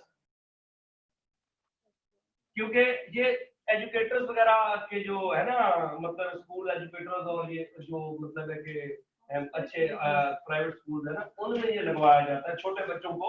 तो हमने क्योंकि छोटे बच्चे थे उस वक्त तो पढ़ाया नहीं गया, हम चाहते हैं कि आप पढ़ लें, क्योंकि मतलब इससे ये फायदा होगा, आपको पता चलेगा मिडिल ईस्ट में क्या है, सेंट्रल एशिया में क्या, south east Asia, east Asia, ठीक है, इसका यूरोप के कंट्रीज, अफ्रीका के countries, north America, south America में ग्रिप बनेगी, ठीक है जी। तो आप एक ये तरीका है कि आपका कोई सीआर वगैरह है ना, तो वो इसको कर सकते हैं। हमारा होता है कि हमने मंगवाते हैं वैसे 250 रुपीज का ना, ये मतलब है कि आता है ईच, वैसे नया जो है ये तो कोई 900 रुपए का है, ठीक है ना, तो सेकंड हैंड मंगवाते हैं, ठीक है। अगर कोई सीआर है तो वो इकट्ठे कर सकते हैं, मंगवा के मैं दे दूंगा, नहीं तो आप बाजार से लेना चाहे तो बाजार से मंगवा सकते हैं। तो आप ऐसा कर लीजिएगा ना, आप इकट्ठे कर लीजिए, सीआर से मौजूद है, सीआर से मौजूद है, तो फिर उनको जमा करवा दीजिएगा, ठीक है ना जी। वो उससे मंगवा दें, तभी क्योंकि हमारा ये तो मेरा क्योंकि रूटीन में काम है ना, तो हमारे स्टूडेंट आते हैं तो हम उनके लिए मंगवा के रखते हैं। फोटो कॉपी वाला हमारे पास तो उसको दे देते हैं वो बाहर, ठीक है। तो अगर खुद से आप लाना चाहे तब भी ला सकते हैं, अगर असल करना चाहे तो फिर वो मैं मंगवा, लेकिन उसका फायदा ये हो जाएगा कि आपको ओवरऑल दुनिया की ना एक सही ग्रिप समझ आ जाएगी कि मैप पढ़ना और दुनिया जो है ना कि वो समझ लें कि ये जो बेसिक कंट्रीज है ना वो आपके फिंगर टिप्स पे आ जाएंगे दुनिया की ना, ठीक हो गया जी। आज अराबियन पेनिनसुला तो समझ आ गया था ना, ठीक है जी। तो इंशाल्लाह जी बाकी आप मतलब है कि जब बने रहेंगे, साथ चलते रहेंगे, तो ये 10-12 लेक्चर्स के अंदर जो है वो अल्लाह के हुक्म से ओवरऑल आप खुद फील करें कि आप सीएसएस तो पढ़ ही रहे हैं। लेकिन इस जनरल लेक्चर ने काफी हद तक मेरा जो ख्याल है कि आपको एक कॉन्फिडेंस दिया है कि कुछ हो सकता है, क्योंकि मेरे भाई कहते हैं लर्निंग होती है ना, बेसिकली बिहेवियर चेंज को बोलते हैं लर्निंग। ऐसे ही होता है ना जी, अगर तो बिहेवियर में तब्दीली आ गया तो मतलब है काम बन जाना है, ठीक है ना? सीखेंगे मिला के कोई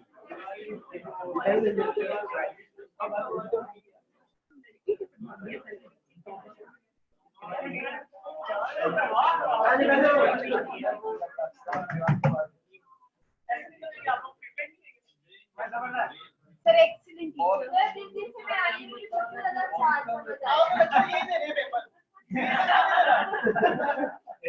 लेकिन आप हेल्प करेंगे सारे वन पेपर एमसीक्यू चलिए नहीं शाबाश बेटा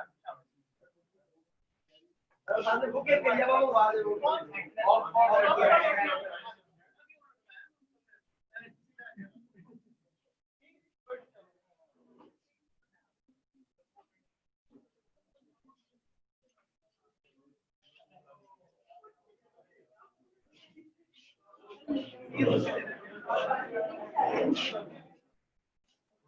मुझे नई साइंस से ज्यादा लगता है।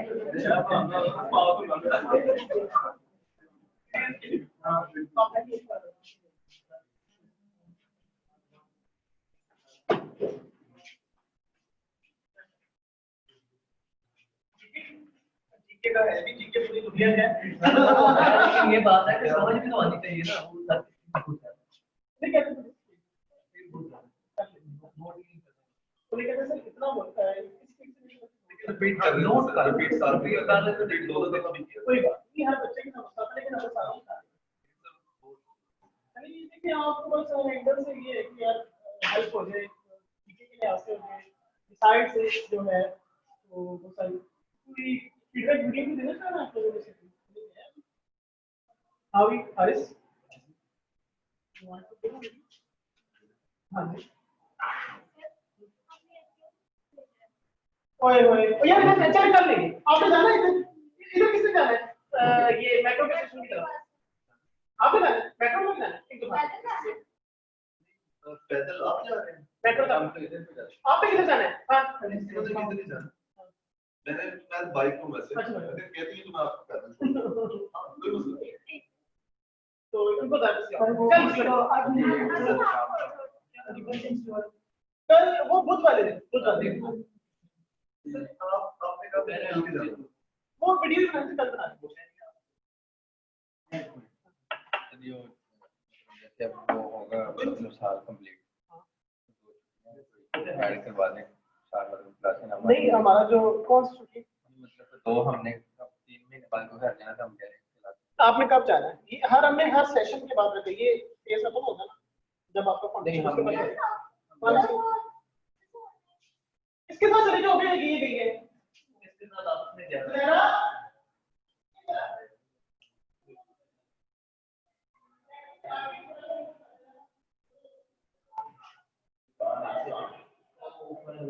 सीरियस है हां सीरियस यार घूमने जाते हैं छुट्टियां किस लिहाज से आप कह रहे हैं सर मतलब का 2 ऐड कर देना मतलब ये जब साल खत्म हो रहा है ये वाला कर देते हैं इंशाल्लाह तो मतलब वो फिर हम भी घर से आएंगे तो 2 हाँ सर ये ठीक है, हैप्पी न्यू ईयर भी मनाएंगे।